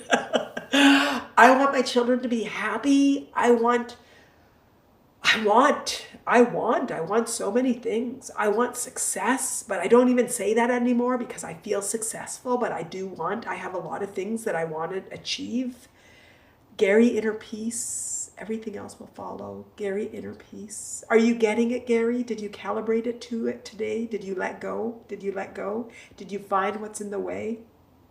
Just your self-doubt. Just your self-doubt. And you've got such clarity. Amy, to forgive myself. And Amy, when you forgive yourself, what are you going to feel? So I want you to still go a bit further with that. Cynthia, does wanting imply that we don't have it already? Sort of want. Cynthia, yes. My creating the life you desire and manifesting ones are so circular because I'm like, desire, dream big, but don't desire it. Because then you won't feel like you don't have it. If you don't feel like you don't have it, then you won't get it. And so there's this like funny loop in it. The essence is we said it so well last week. Was it last week? On New Year's alignment. It was on Thursday on New Year's alignment. We said it really well. We said that feeling is in the now. So we want to feel satisfied, happy, accepting, appreciative, loving. What else? In flow. Paradox. Thank you, Gary, for that one. We want to feel all amazing things, but our desire for the future, we want to dream and we want to manifest it, but that's in the future. So whatever you want in the future, regardless of that, it can't keep you from feeling grounded and connected in the now and satisfied in the now. And you won't manifest anything if you're not connected and satisfied in the now. So yes, Cynthia, desire, be careful about the words that you use that don't imply that you don't have it already and make you feel not satisfied, but dream and dream big. But don't make your lack of fear of destabilizing yourself from dreaming. So we talked about expectations versus manifestation versus dreaming versus desiring versus wanting versus needing. What is the word dreaming, daydreaming, that doesn't make you falter? Does that help you? Does that help, Cynthia? Does that help? All right, I want to figure out who I am again. Content with me as I'm me. With me as me. Okay, all right, I'm going to shift that a bit. I want to just connect with the truth of who I am. I want to align with my inner being and my inner beauty. I love me as me. Does that feel good, R? Sunshine, grateful. Ruth, creativity, connection, love, excitement, dancing and laughter to sing to the world. Ruth, beautiful, beautiful. Sporty Jen, don't mention singing to me now. I'm getting a bad reputation. Amy, if I forgave myself, I'd feel relief. And by extension, I'd probably stop being so scared and being able to trust in the universe and trust myself again. To blame myself is insane anyway. I couldn't have controlled the situations which rocked me. So Amy, can we say trust, that you want to get to trust? And you might need to forgive yourself to get to trust, but you want to get to trust. And what is it that you want to forgive? What is it you want to forgive? You don't have to save the circumstances, but What are the feelings that you have when you think about forgiving yourself? Go into your feelings. So don't go into the stories. Go into the feelings. Tell me if you can tell me more. You said blame. Anyway, just go, I feel guilt. Beautiful, guilt. Where do you feel the guilt? Do the same thing that we just did with Ruth. See if you could say it. I'm going to go through a whole bunch of them. And anybody who wants to write in the window, go for it. What is it you're feeling? Where are you feeling it? If you want to feel all this, list more than one emotion, where are you feeling it? Where are you feeling it, Amy? If you want to share the story so you can get it out, sometimes I call it like emotionally vomiting. Sometimes the words that come in my stomach and chest too, throat too, beautiful. So I'm in my stomach, not feeling capable, chest is hurting, your heart chakra, and your throat. It's. I mean, we only have 7 chakras, so it's. We're going to talk about the same thing. Beautiful, beautiful, beautiful. Manal, that's the first time you were walking inside my mind. Gary, I don't know if that's good or bad. Okay, so let's keep going. Valerie says she can relate. So, okay, Jules. Manal, I feel anxiety. It's very bad. It's always in my chest and heart. Beautiful. So anxiety is a fear that we do not acknowledge, Jules. So what is the fear that you're feeling? I want you to stop calling it anxiety, and I want to start to call it fear, and we want to say what you're fearful of. So getting rid of anxiety is by recognizing that anxiety is not, you're not willing to acknowledge the fear. So Astacia, the same thing, anxiety in my stomach, acknowledge the fear. So I'm not going to let us call it anxiety, although I'm going to still, we say the word anxiety all the time, right, Gary? We say anxiety, but I want you to recognize it's a fear. What's it? What are you fearful of? What are you fearful of? What are you fearful of? Okay, so Amy, in my stomach and my chest and my throat too, we need to be doing a meditation. Jules, not being good enough. Good, lack of confidence and self-worth. Beautiful, Jules, smack it, hit it, see it. I see, Jules. This is what you're saying to yourself. I'm not saying it to you because I see your power. I see that I'm not good enough. I'm going to stop calling it anxiety and I'm going to start to recognize I'm fearful of not being good enough.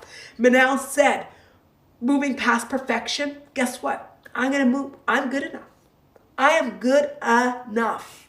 I don't care what society says anymore. I am good enough for being me.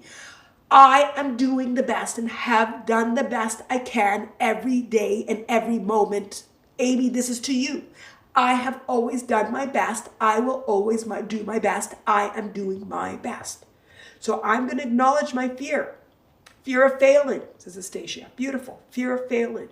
Lack of confidence, self-worth. Astacia, can you see that it comes to self-worth too? Amy, can you see it comes to self-worth? Gary, can you see that it comes to self-worth? Amy, my mom got sick and blamed myself for the doctors not being able to fix her. I blame myself for the doctors not being able to fix her. I mean, what did I expect myself to be able to do? Beautiful. I see that you're conflicted, but it's not intellectual that's going to help you heal it because you've been intellectually blaming yourself forever. It's understanding, acknowledging the vibration, the energy of it, Amy. You have already known forever that you can't logic your way out of it. None of the work we're going to do is going to be logicking. We do not logic in here. We use our mind as a tool, but we're not going to ever logic ourselves out of how we feel. We're going to go through the bodies and then recognize the bodies, the conditioning, the physical feelings, the stories, and then let it go. Okay, Amy? Okay? And I don't even start on the birth of my daughter. That was horrific, but utterly outside of my control. Beautiful, Amy, beautiful. So your rationalization isn't getting you anywhere. How is it feeling? What are the things that you're feeling? So I feel guilt for all these people that I let them down. Beautiful. So Amy, what is it that you feel? You feel guilt for letting them down. You're not good enough? Not good enough? Did you say that earlier? Did you say not good enough? You said guilt. Do you recognize that you're not good enough, that you're not worthy? Do you see that, Amy, that that's the conditioning and the feeling that you're carrying? Do you feel it? Manal, I'm not feeling fearful right now, but sometimes I am. Right now, I'm not feeling unworthy, but sometimes I am. It comes and it goes. So, Doc, what do I do? Gary, you keep muscling it so you are more than you're not. You are doing fantastic. And I don't like using this word, but I'm so proud of you. Amy, I didn't, but yes, definitely that comes into it. Beautiful. Worthiness. The worthiness. So, worthiness is one of the lowest common denominators. You guys know I'm an engineer, so I always end up making things mathematical or formulaic. But lowest common denominator is freedom, worthiness, and happiness. So your worthiness. So you're all, everything that everybody is just saying now about not feeling good enough, it's another word for saying, I am not worthy. And guess what? Guess what? Conditioning has taught you that, and it's okay, because this is the name of the game. This is the design of the universe. And the design of the universe is for external factors to happen, for us to become overwhelmed, for us to ask what's the meaning of life, to connect to bigger, and then to go within and to realize, oh, I am. Did you all get that? Because that's as simple as the answer can be. What I want you to all see that is nothing is broken. Nothing is broken. Or how do we start the process of letting go of the social expectations? You're doing it. We've been doing it for the last hour and 50 minutes.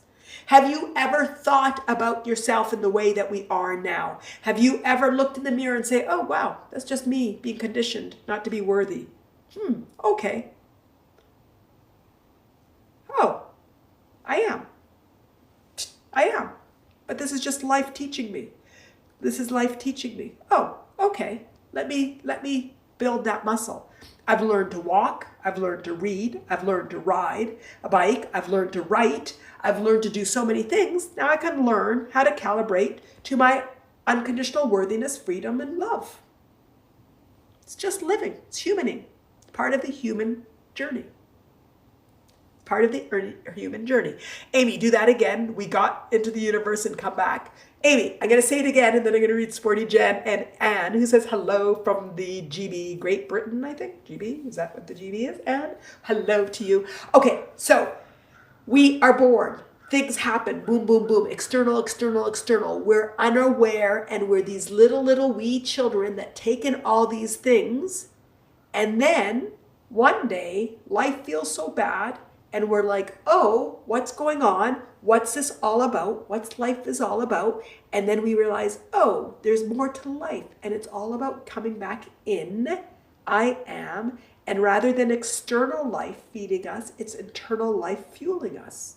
The life, the inspiration, the beauty, it's all within. Everything we need out of life is within us. But we start off in life thinking that everything is outside of us. Our parenting, our parents, the life experiences, our mothers getting sick, our children that we're having, whatever it might be. And then one day we're like, oh, that's what life's all about. That's what life's all about. It's all about learning how to go in, and we do it together with fun. It's all about growing and expanding. We do it together with fun. Wasn't that fun watching Ruth discover that her impossible boss was actually her stepdad?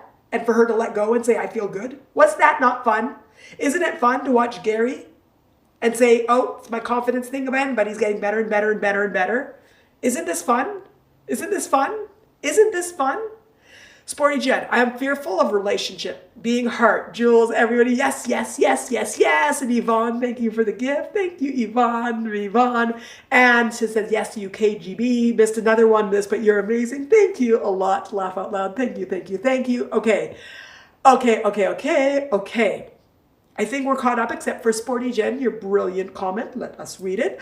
I am fearful of relationship, being hurt, not being in control. Not being in control. Sporty Jen, fantastic for you to see. Control came up a few times today. So if I'm physically unattractive, then it's okay not to be in relationship. Ooh, self-sabotage. Beautiful, beautiful, beautiful. Okay, hold on. Vicious circle for me. I allow external factors to influence this internal decision I made years ago. And what's the decision you made, Sporty Jen? To not be in a relationship, or that you're unattractive? What's the decision you made?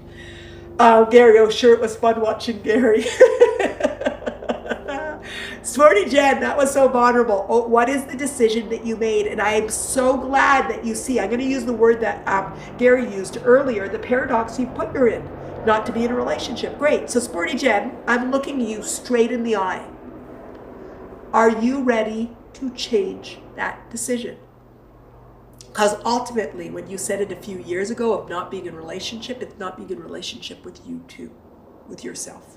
So are you ready to shift that? Are you ready to shift that? I think you are. I'm not speaking for you. I'm speaking for what I'm feeling from you, but I'm asking you the question, and it wasn't rhetoric. Lately, I've been really careful to tell, because sometimes I think I say things in a way, and so I've been saying to my kids, really scared, I'm like, I'm really truly asking you this curiously, even if it sounds rhetoric, but here's my question. And I'm like padding my question so I'm not misunderstood. Sporty Jen, it's a real big question. Are you ready to change your mind? Because that's what I'm reading and that's what I'm hearing. Dun dun. I feel it's almost like we need to be continued. And then it's like, that's because aren't you supposed to end everything in a cliffhanger? To be continued. We're going to see what Sporty Jen is going to say about her life unhappening. She doesn't know. What do I feel that this is not about you, Sporty Jen. This is about life. I feel Valerie, I cannot believe you said that. And then the series gets canceled and we never find out. I would never, ever get canceled though. I do feel that my whole life is sometimes a Seinfeld episode. Oh my God. Yes, I pay them off, says Jen. Happens a lot lately with Netflix, but I trust you, Manal. Thank you, Valerie. At least there's trust somewhere going on. Oh my God, Gary lost, just like Firefly. As we go off on a tangent, so we did build up that cliffhanger. Okay, Sporty Jen, anytime anybody in life, this is not about Sporty Jen, this is about life, says, I don't want X, but they really want it, but they say they don't want it because they're fearful of it, you're just trying to protect yourself from pain and hurt and whatever it might be. And you're saying you don't want it because you're fearful of it. And you're cutting off the flow of the universe to allow what might happen. Gary, I do that. Beautiful, beautiful. So guys, do you want to keep doing it? Gary, do you want to keep doing it? Sporty Jen, do you want to do it? Anybody that related to that, do you want to do it? Oh my God, I really nearly went to Netflix, but somehow I chose IT at the last moment. Thank you, universe. Please tell me what you're going to watch. What am I better than? Gary, no, fantastic. Sporty Jen, but it's the perfectionism I set up to having a relationship. Sporty Jen, today's topic is moving past perfectionism. Can somebody type that in the window? Whenever I do it, goes ticka, ticka, ticka. Ashley, my son is making me watch. It was my son and daughter making us watch The Circle, and tomorrow the 11th. And I'm like, I don't want to watch such mind dumbing, but numbing, not dumbing, dumbing and numbing. Jeannie and George, I've heard of that one. He's making us watch The Circle, and now I'm sort of curious what's going to happen. I forget what cliffhanger they had. So I hate to say I'm watching The Circle too. Oh my goodness. In The Circle, that social media experiment, yes, it just cracks me up. Circle! Oh gosh. Okay, I'm coming back to this. This is big that we're moving on to something really big. Gary and Sporty Jen, do you want to keep this going? Do you want to keep resisting life? Do you want to stop allowing flow? Do you want, it's like the opposite of like manifesting that we were talking about earlier. It's like stopping things. I've been mind dumbed. Oh no.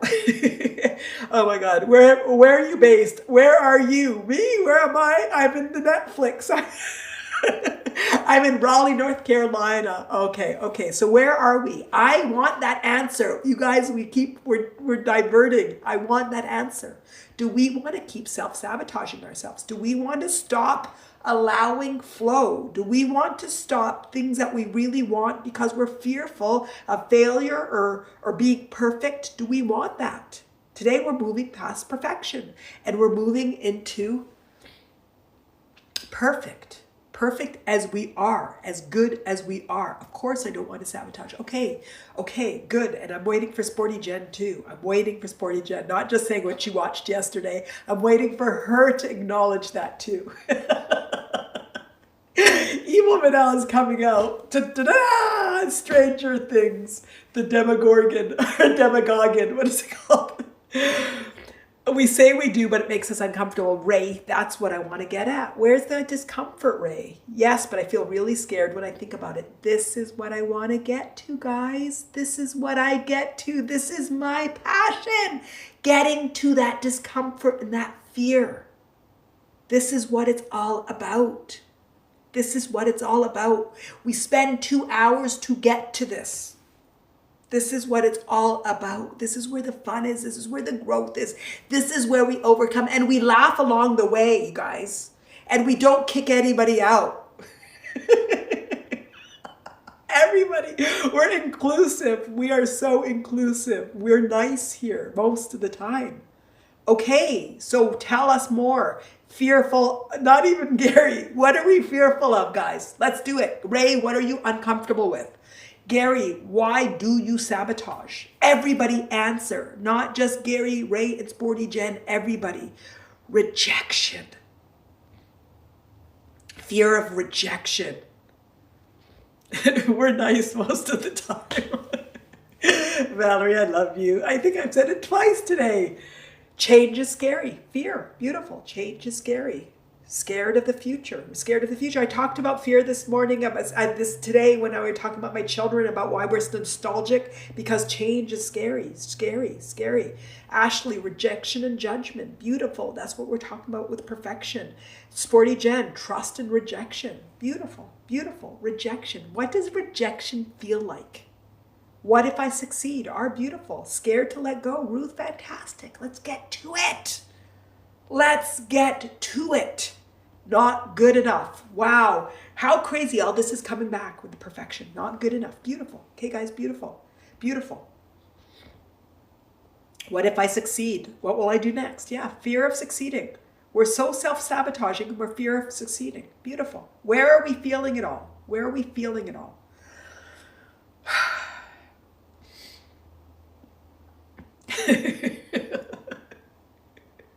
I'm nice. I'm so kind. I'm not going to let myself be labeled as mean.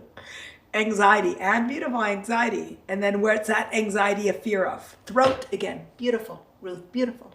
Beautiful. Not able to express ourselves. Not able to let it go. What is my purpose if not to worry? Ray, that's good. There's also, what is my purpose if I'm not here to complain? What if my purpose if I'm not here to suffer and struggle with other people? Who am I going to be my friends if I see things positively and I can't relate to being a victim? Beautiful. So Ray, what is your purpose if you're not to worry? How about to radiate? How about to love? How about to be? How about to laugh? Ray, I'm so good at it. We all are, Ray, until we're not. Ray, we're all so good until we're not. Valerie, yes, who will I relate to? There's a huge posse in here that we relate to. And when we start to shift, what we do is we attract people like us. We attract, instead of the impossible boss, we get the impossible burger. Back to that burger. We get the possible boss. We get shifts. We get all these things. So those fears are interesting, but we end up attracting what we desire. Joy. Ruth, we want joy. We've joy.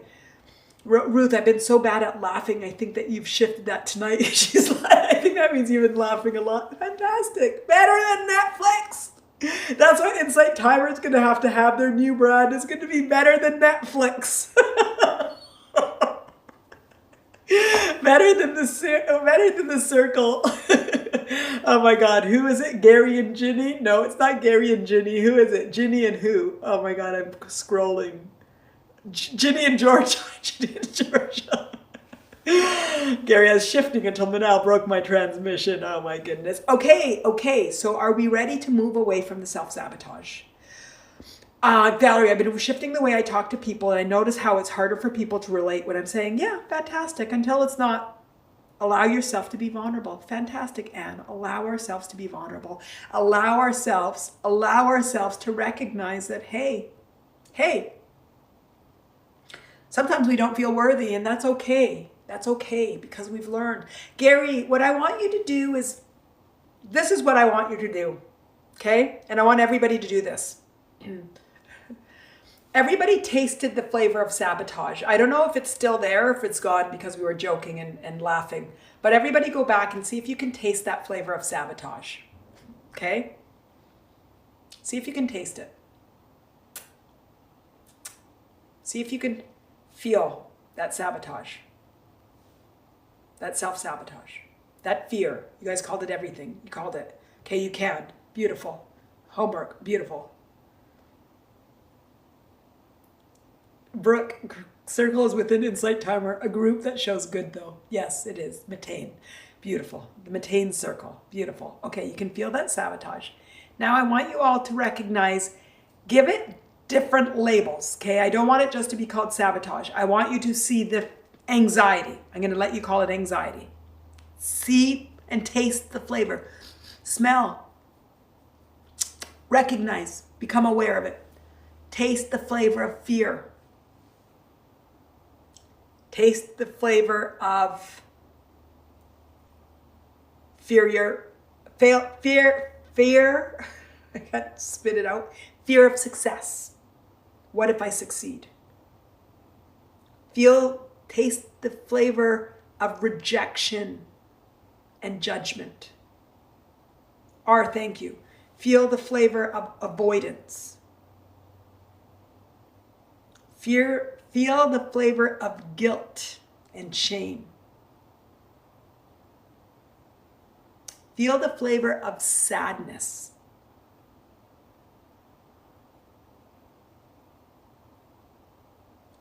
Gary, feel the flavor of sadness.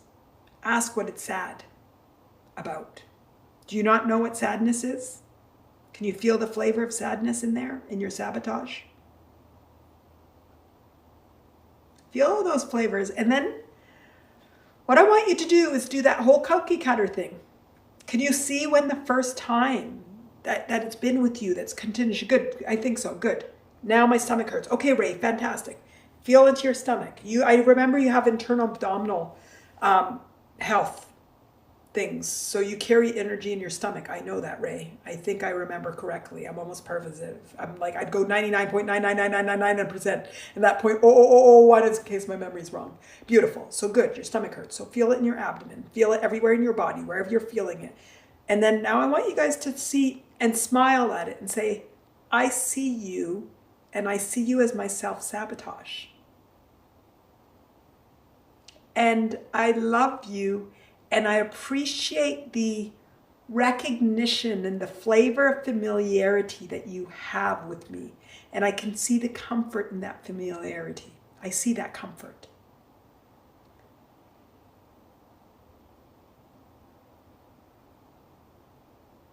And then I want you to welcome whatever's coming up. So Valerie's saying, what if I'm not the problem? Just, it's okay. I'm going to see you self-sabotage. And yes, I'm going to speak up for my needs. And yes, I'm powerful and I'm empowered. But I want you to see that it's there. And see that judgment. See the resistance on the resistance. Feel that the sabotage, self-sabotage on the sabotage. Feel your stomach, Ray. Yes, feel your stomach. Just feel all of the energy. And say, I have grown accustomed to being comfortable with you. I have allowed you to be my frenemy. But now I only want friends. Now I am going to be fueled by love and power and empowerment and knowing and clarity, and I trust it.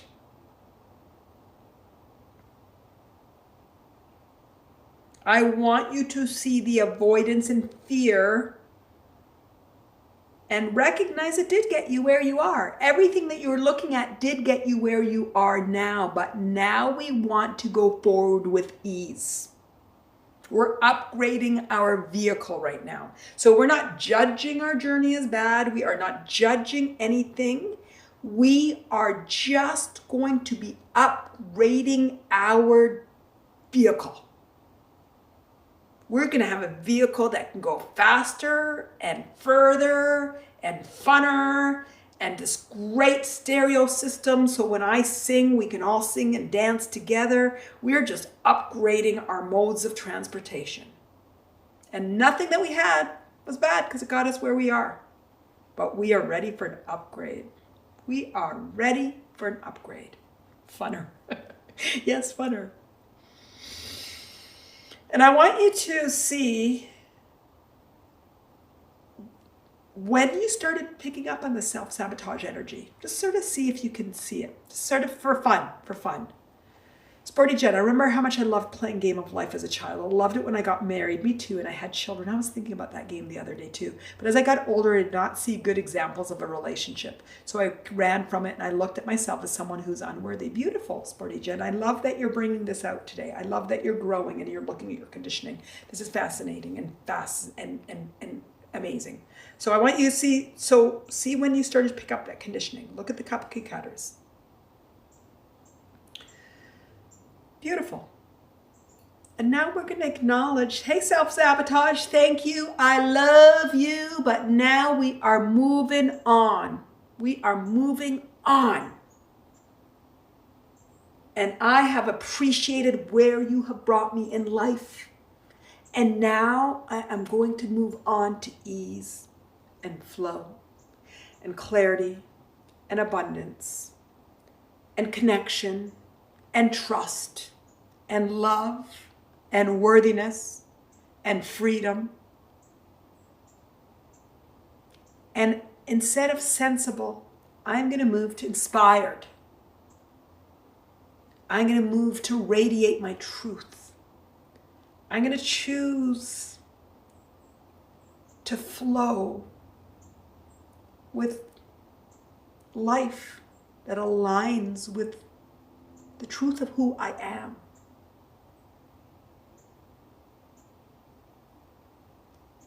And if you feel like loss and you feel like mourning, just recognize that you're still the same you.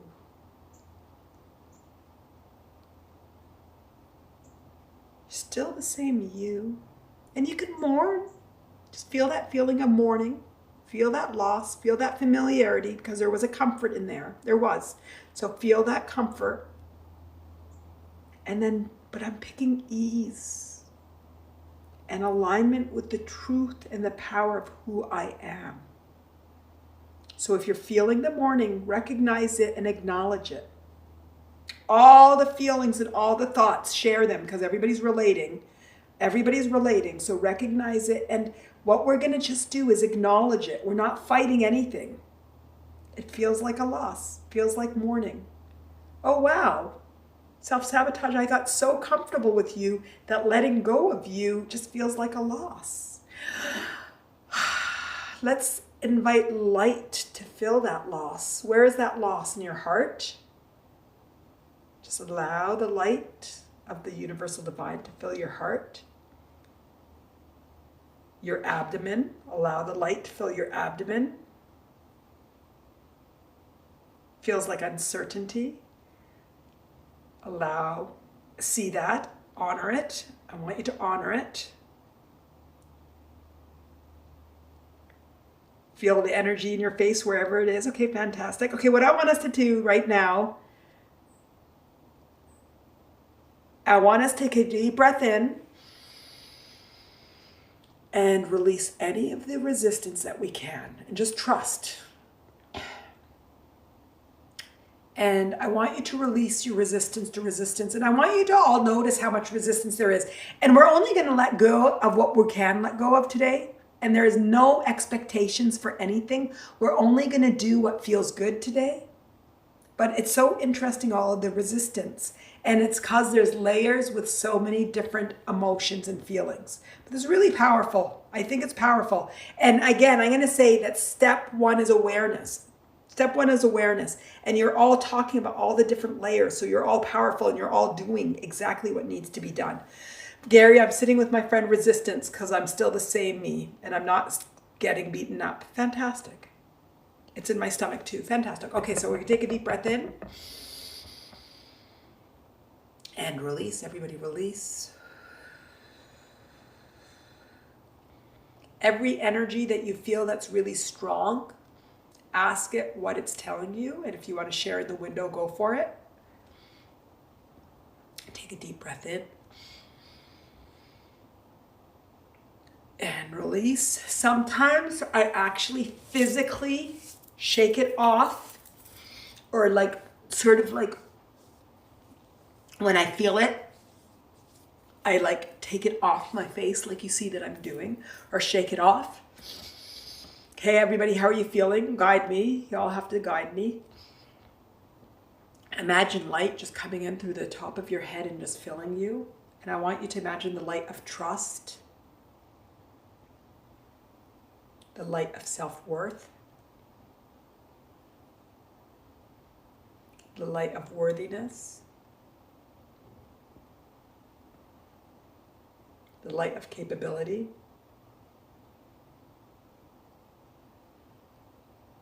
the light of creativity, the light of abundance, the light of freedom, the light of love, the light of ease, the light of flow,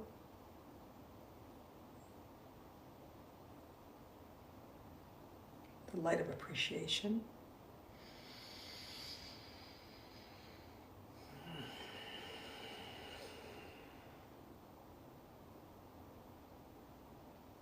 Ray, it's like my stomach. Do you know what the resistance is of Ray? And Valerie, you're feeling it too. Everybody, what are you feeling? What's your resistance feeling? We have to end on a high note, so let's get this all going, guys. What is it that you're feeling? Share it in the window. This is really powerful today. Really, really powerful. And I'm proud of you all. And I think you're all doing terrific. And this is a really big one.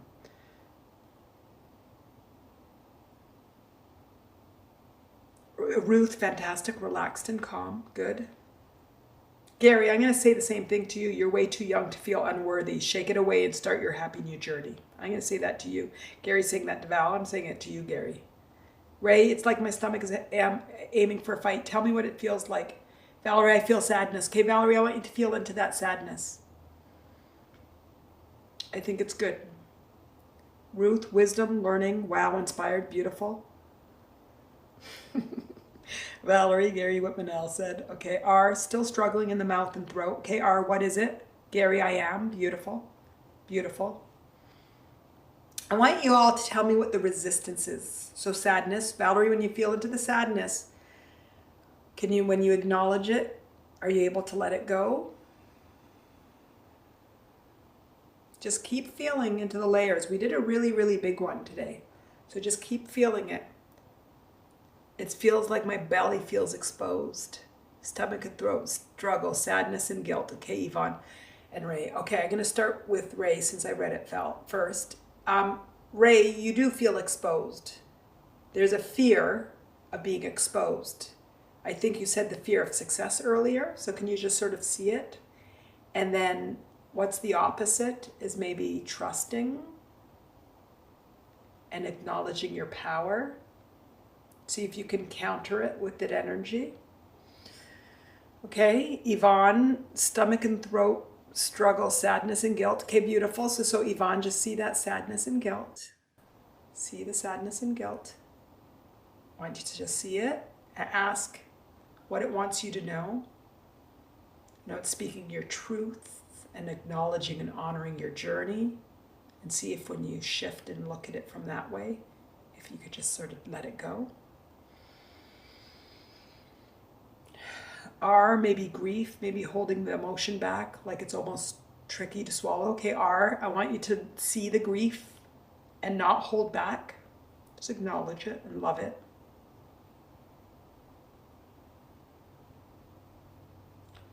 So interesting how we're attached. I know that in the past, I can't remember what it was, but I remember that I was so attached as well. And we don't have to let it go. I want to get you all to a very good spot. So every single one of you, so that you could trust that. Feels like I don't know who if I'm not doubting myself. I'm afraid of what I am without it. It feels like unsafe to trust myself. And it makes me sad because I don't want to let it go, but I also do want to let it go. Conflicting. Okay, so Valerie, thank you. You're articulating it for everybody. So I'm going to ask you, and I want everybody to say, who are you? Valerie, this was so helpful. I want you to say, who are you? You said, I don't know who I am. You said, I want you to say who you are. I'm going to say who I am. I'm love, and I'm light, and I'm compassion, and I'm courage, and I'm wisdom, and I'm power.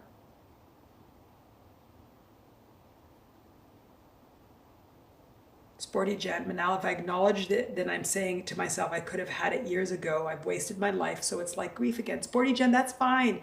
If you're gonna go through the process of mourning, that's fine. It's okay. But acknowledge that you're getting yourself into the loop of self-judgment, and we're gonna let go of that. So that's fine, Sporty Jen. That's powerful to know again, that if I acknowledge that I made a mistake, then now I'm judging myself and I've wasted my life. Honor that. Look it in the mirror, and then you're going to let it go. Okay, so just feel into it and tell the story, feel the pain, feel the emotions, and then we're going to let it go. Cynthia, I am light and peace. Beautiful, beautiful. I am light and peace. Beautiful. Valerie, I always felt like I don't know who I am, and I realized last year that I do know very well who I am. Okay, perfect. But it still feels weird to acknowledge myself. So Valerie, who are you? Who are you? I want everybody to tell me who you are. Okay. Is mirror work good? Ruth, any type of work that liberates you is fantastic. It is fantastic. It is fantastic. I like it. I don't really look in the mirror and do work, but I do look at myself as from above, as if I'm looking at myself, which I think is mirror work. Yvonne, I am kind. I am loved. I am love. I'm going to say I am love. So I'm going to keep saying, want everybody to say where I am. Ray, that's, you're exposed. Ray, so powerful, so powerful, so powerful.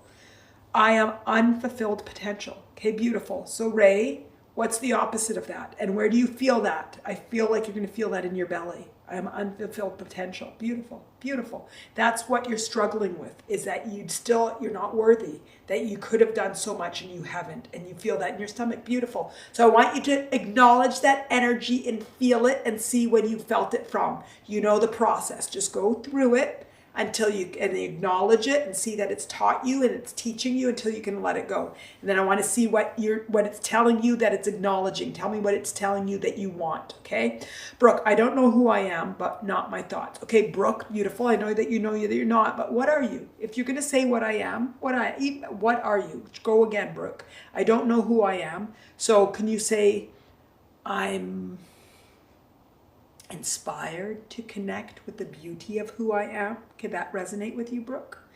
I'm inspired to radiate the truth of who I am. Can I invite that? How does that feel? Valerie, I'm powerful, I'm wise, I'm intuitive, sensitive, strong, inspiring, honest, open, respectful, loving, creative, loving, vulnerable, real, authentic. Valerie, you are blowing my mind. Okay, beautiful. Brooke, not frustrated, but not that. Only mind is. Okay, Brooke, beautiful. I'm going to keep inviting you to see how you can start to open up or invite or inspire something that feels more empowering. So Brooke, try again and feel how it feels. Now frustrated, but not that. Feel the frustration, recognize where it is, feel into it just like I'm guiding everybody, and tell me where you are. Valerie, my heart is beating sharing this. Like, why am I saying this about myself? Because you are, Valerie. This is what we're doing. This is a lot of fun today. Hard work / fun.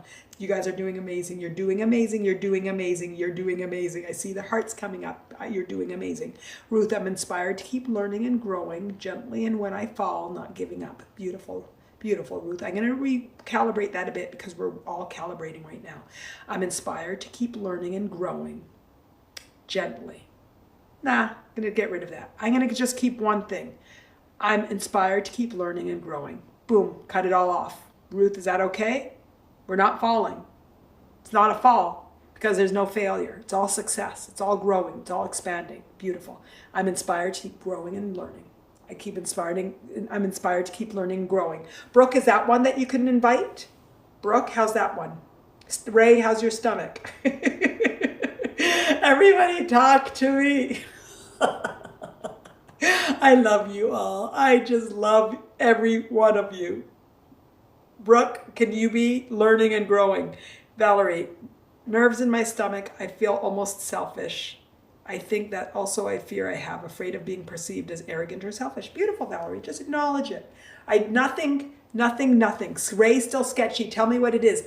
Everything that you're all feeling is fantastic. What we want to do is recognize it, acknowledge what it is, and let go of it before we end today. But all of the feelings are great. And the fact that you're still having feelings and having those stories and those doubts are an indication that you're doing that work. Okay? So everything is great. So Ray, what are you feeling? I'm not going to leave till everybody feels good. And we're going to go into a quick meditation to feel good. So everybody tell me how you are. We're only ending feeling good, because that's how we end our meditations. Better than when we started. And today was powerful. So powerful. So powerful.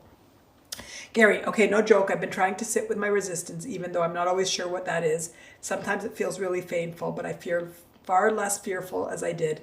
Feel like I'm progressing like others. Sometimes I don't know what will really remain after the wall crumbles. I don't really care because I want to get to the other side. Gary, that makes me want to cry. That's exactly what it is. We want to have the courage to trust that the other side is better. I'm going to cry. We want the courage to know. We want the courage to know that the other side is better. We want the courage to let go of the conditioning that made us feel that we're unworthy and that keeps us in struggle and suffer and pain, and to get to the other side. We want to know that the other side is better, and we just have to trust. It's almost like the free fall. Cynthia, the hole in the donut. It's the free fall. We're going to free fall together, you guys. And we have chutes and double chutes and triple chutes. Parachutes. Gary, good. Jen gave me goosebumps. Gary, good. Valerie, who wants to hold hands while we fall? Free fall, Valerie, free fall. Remember I just told Ruth that she's taking out the falling? We're free falling. Ray, I want a sledgehammer for that wall. Ray, are you feeling better? Fair enough. Okay, good. How is everybody faring? Courage. That would have been a lot less typing. But Gary, your typing is what resonated. Amazing, Gary and Valerie. I think I want that too, Manal. Gary, I have a joke. What do you call a rock band with a perfectionist in it? I just don't even know.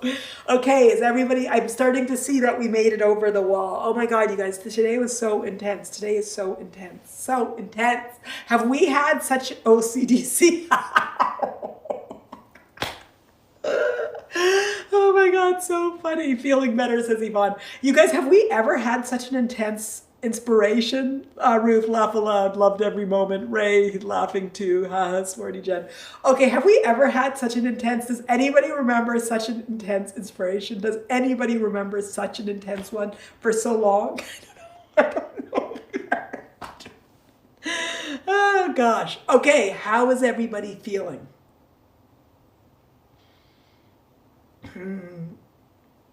Valerie, right? Powerful. Is everybody feeling? How's everybody feeling? Have we made it past? My tea is cold now.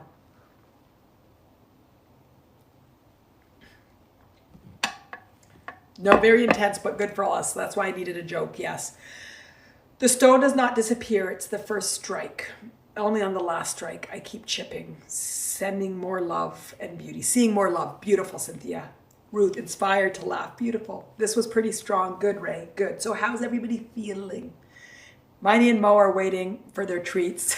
So cute. So how's everybody? I still feel my body, but I do feel a sense of connection and compassion for myself. Fantastic. That's what I want. I want us all to recognize that we create. Okay, how about this? Today, we all create the intention to be aware of the conditioning of self self-sabotage and to let it go. That we are inspired to go to the other side of light and love and compassion and trust and flow, creativity, connection, capability, self-wealth, self-worth, freedom, and love. Cynthia, feeling an awesome lightness of being. Beautiful, beautiful, beautiful, beautiful, beautiful. I see the heart, so I feel like we're resonating. Intense, amazing, beautiful, beautiful. Okay, so what does everybody need? Do we want just a few minutes of just light into us so we can seal the deal? Does anybody want to let anything go? Does anybody feeling there was a moment of intensity there? What does everybody need? And I usually don't use the word need, but today I'm saying need, and then I'll say want. Yes, the light, Valerie says, fantastic. Anything else? Cynthia, feeling an awesome lightness of being. Sporty Jen, I feel okay. I have a deep down been aware for a long time about how I feel. A light meditation. Beautiful. Ruth, light. Beautiful. Beautiful. Okay, good. Sporty Jen, that was huge today. I've got my eyes on you. It was huge for all of you. Ray, I've got my eyes on you. Ray, I feel more brave. Fantastic. I feel courageous. Beautiful. For the week. Ruth. Oh, laughs for the week, not you feel good for the week. Okay, but I misunderstood. We're still gonna, Sporty Jen asked for us to do laughter as healing as a monthly meditation, or inspiration. So we're gonna do that. Sporty Jen, I could fry an egg on my face, Manal. That's funny. A lot of heat comes to my face when I'm going through my stuff too. I notice that too. Less and less, but me too, Sporty Jen. Okay, fantastic. Everybody is feeling good. I'm going to just give another minute for anybody to say anything that they feel that they need, because I want everybody to feel amazing after this. Amazing. I almost broke out into Amazing Grace. At least I make myself laugh, guys. At least I make myself laugh. Oh, please do. Oh, I almost fair us all. Okay, so everybody's feeling good. Nothing that anybody wants to say?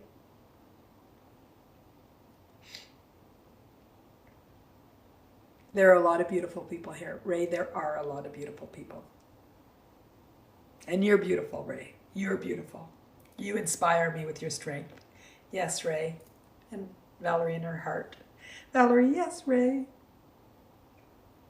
Okay, beautiful. Okay, let's do a quick, just to get rid of this. I feel released from being here with all of you. Beautiful. So do I. Okay, everybody, let's take 3 deep breaths.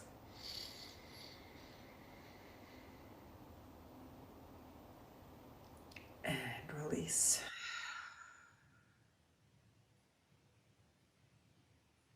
Take a second deep breath in. Indulge in the gap. And release. Take a third and final deep breath in.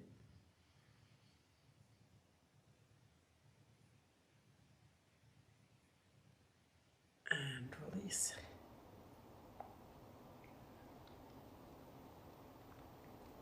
An amazing journey we all had today,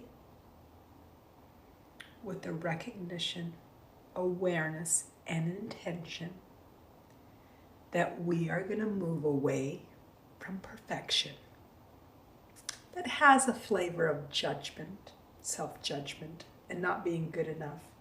And we will collectively embrace just being perfect. Good enough as it is. Good now, good in the past, and good in the future. Perfect now, perfect in the past, and perfect in the future. Everybody just imagine light, beautiful,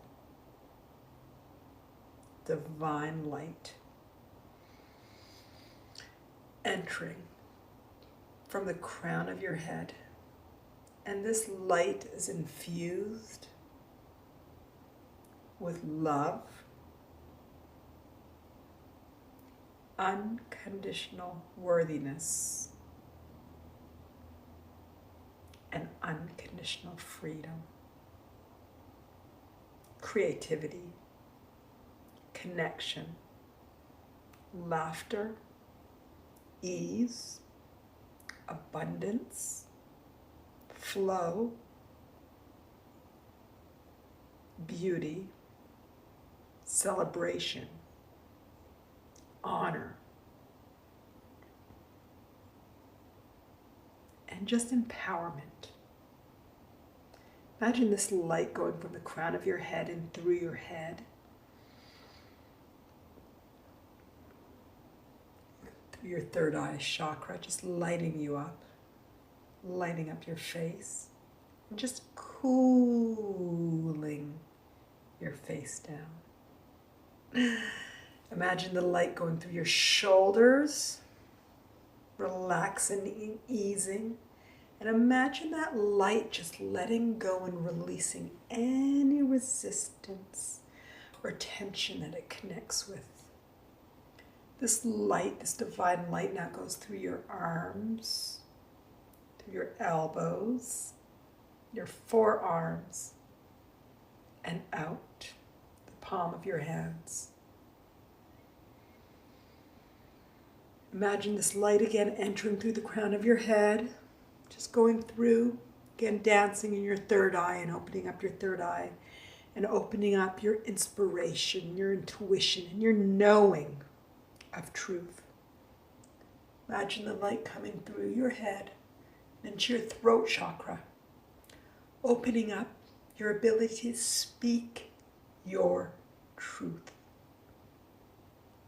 your alignment with your integrity, to sing the beauty of who you are.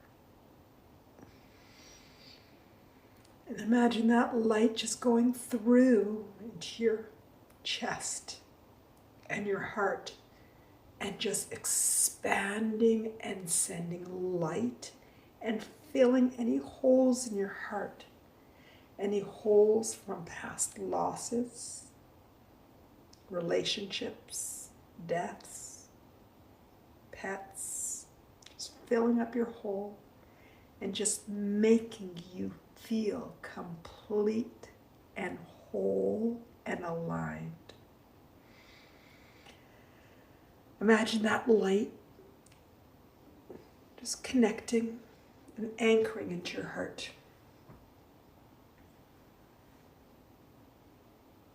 Imagine light coming up from the floor, from the core of the earth, and coming up through the floor and into the soles of your feet. Going through the soles of your feet, through your calves, your knees, your thighs, and into your pelvic area, just creating a sense of grounding, connection to the earth, security. Imagine that light going in through your sacral chakra, your pelvic area, and lighting you up with creativity and abundance and indulgence and the worthiness for happiness and creativity and abundance. Imagine that light going in through your stomach and just knowing that you can. You can. Everything you desire is within your capacity that you can. And imagine that light going up through your stomach and anchoring into your heart, filling any holes from losses, from past, from blame, from shame, from judgment, and releasing any resistance. Watch how that light from the core of the earth meet the light of the divine universe and just expand through your heart, upwards and downwards into your stomach and your throat, your pelvic area, your head, your arms and your legs. Imagine just the light just flowing balancing, aligning all of your chakras, aligning your energy, releasing the resistance that keeps you from the beauty, the light, the truth, the power of who you are. You are powerful. You are capable. You are worthy.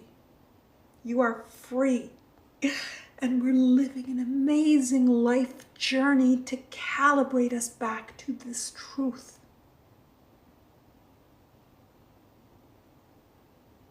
You are light. You are love. You are power. You are beauty. You are to be celebrated, honored, and loved. I see you for who you are. You see me for who I am. And you see you for who you are. Yes, I am.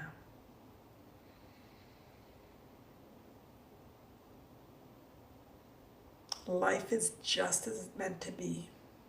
You are perfect as you are, and every life experience is as was meant to be to get you to this perfect place. The future will unfold perfectly, and together we're going to have fun, to let go of any conditioning that keeps us from knowing the complete knowledge of the perfection of our journey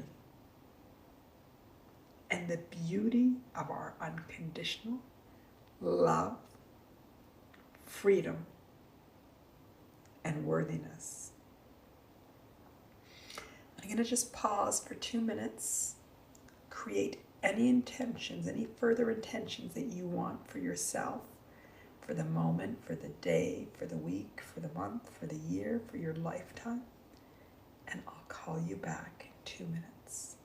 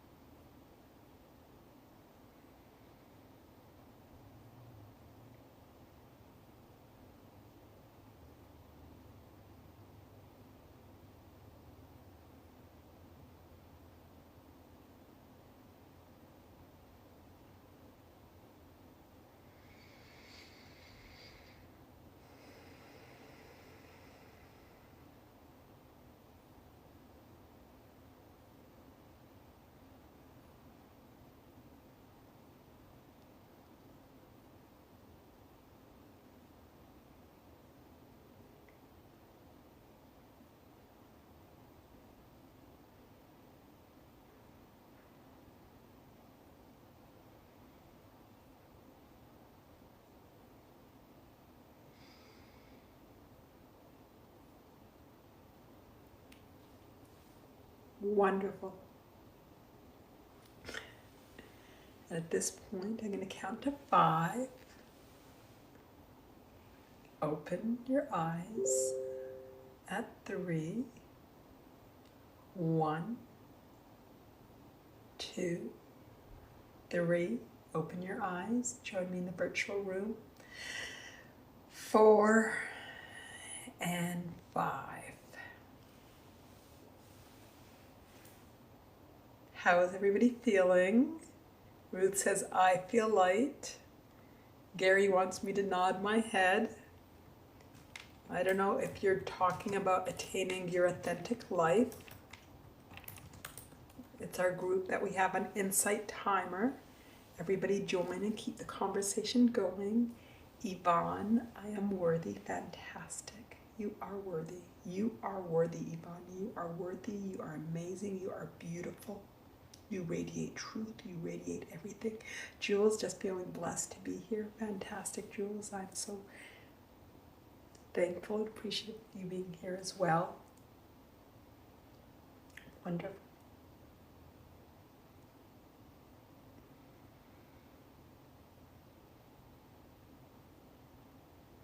Are fantastic big steps today. Wonderful. Ruth, wow, I'm so grateful. Excellent. Valerie, I feel calm, and I am. And tired because it's almost bedtime. It's good reason to be, Valerie. I see the hearts going. Fantastic. Well, I feel amazing. Would love to join again. Ruth, I would love for you to join again. Gary, I feel nice. Good, Gary. I'm glad that you feel well. I think everybody had so much growth today. Everybody had so much growth today. On Thursday, today's the 10th. On Thursday, I think it's Thursday on the 12th, at 10:30 a.m., we have emotions as coping mechanisms. I'm really excited about it. It has a lot to do with what we did today, but we're going to talk about emotions, which after today, it's going to be intense. Today was intense. We're going to talk about emotions, which is a lot of what we did today. And then next week on, guys, fear of failure. Ruth, it's all in Eastern time zone. So 10:30 a.m. Eastern time zone. That's where I am in Raleigh, North Carolina. And then on the Tuesday, fear of failure at 10 a.m. 10 a.m. So that's also in Eastern. I'll do an after one on the Thursdays for my for Andrea and my New Zealand and Australian for that side of the world. It's going to be the sleep one on that next Thursday. I haven't scheduled it. Probably about 1:30. I have to look at my calendar. Probably on the 19th, but I'll do it. Manal, the upcoming topics are so good, so exciting. Valerie, fantastic. Sporty Jen, I feel hot and tired. I'm aware I have a smile, so that's good. Sporty Jen, I did the cooling for you. I did do. Array feels accepting. Fantastic. Wonderful, wonderful, wonderful. Okay, everybody that's new, that hasn't joined, join Attaining Your Authentic Life. We keep the conversation going 24/7, and I update you on, and I think it said bye Manal on there as well. Bye Manal. I update you on inspirations that are coming up, meditations, live stream, you name it, it's on there. And conversations and laughter and crying too. I think we cried the other day too. I think I cried. Okay, guys, amazing, amazing, amazing. This is almost 3 hours. Today brought me to tears. I'm excited to see what Thursday brings. Me too, Valerie. Me too. Me too. Me too. Still burning and smiling. Sporty Jen. Okay, cool down. Just ask that energy to align. You did some big steps today, Sporty Jen. I'm excited for you, for your today, your future, for everything. There was big awareness that you brought out today. Fantastic. You've actually skirted along it in the past, so it's not really new, but today you are willing to acknowledge it, really put it out there. Fantastic, fantastic growth. So much growth for everybody. I really feel it. That was really intense at one moment. I was like, whoa, Manal, can of worms. I feel overwhelmed, but we did it. We did it. We did it. Sunshine, thank you, Manal. Thank you, Sunshine. I love your names. That's what I call my son, Sunshine, but with the S-O-N. So it's like Sunshine because he's my son. So call him Sunshine, Sunshine. You get it. You get it. Sunshine. Ruth, loved crying and laughing with you all. Fantastic. We have the best group. We do have the best group. And you guys are all fantastic and amazing. Okay, everybody. Thank you. Thank you, thank you, thank you. Thank you for all you do. Thank you for all you are. Thank you. Let's keep growing. Let's keep expanding. Join us, all of us. Join us on Attaining Your Authentic Life. Let's keep the conversation doing. We did a full orbit around the earth today. Thank you. Yes, Sporty Jen, very well said. We did do a full orbit around the earth today, and you all really have a desire for grow, and that's what we're going to keep doing together is grow and expand and grow and expand and grow and expand and grow and expand and grow and expand and grow and expand. Now. And sometimes, I mean, in a kind way. And sometimes I'm funny in a funny way. And sometimes I'm annoying like I just was now. In annoying way, but regardless, my intentions are good and I just want us to grow and expand together. Ray, I'm exhausted. I need coffee. Yes. Or a meditation. We just meditated. Or a walk. Or look at your what it was the list that we go. Now we're going to start all over from the beginning. I'm going to go for a walk is actually what I'm going to do. Okay, guys, I love you all. You're all amazing. Thank you, thank you, thank you. We'll see you on Thursday. See you on Thursday. See you on Attaining Your Authentic Life. Follow me if you don't follow me. Give reviews on my meditations and talks so I know what you think about it so you can help me grow and expand. Andrea has been making my heart really like woo with some of her reviews. It's been feeling so good. No, nobody does that. Never drank coffee. No, nobody does what, Ray? Nobody does what? And anything else? I think it's good. I think we feel complete. Do we feel complete?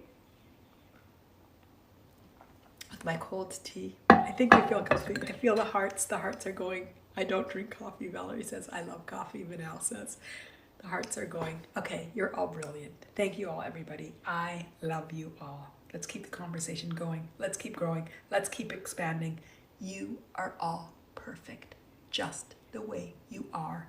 Today will be that shift to know, to believe, to feel our ultimate perfection. My love, always. Don't forget to go to my website, sign up for my newsletters, and follow me. Instagram, Facebook, InsightTimer, and YouTube.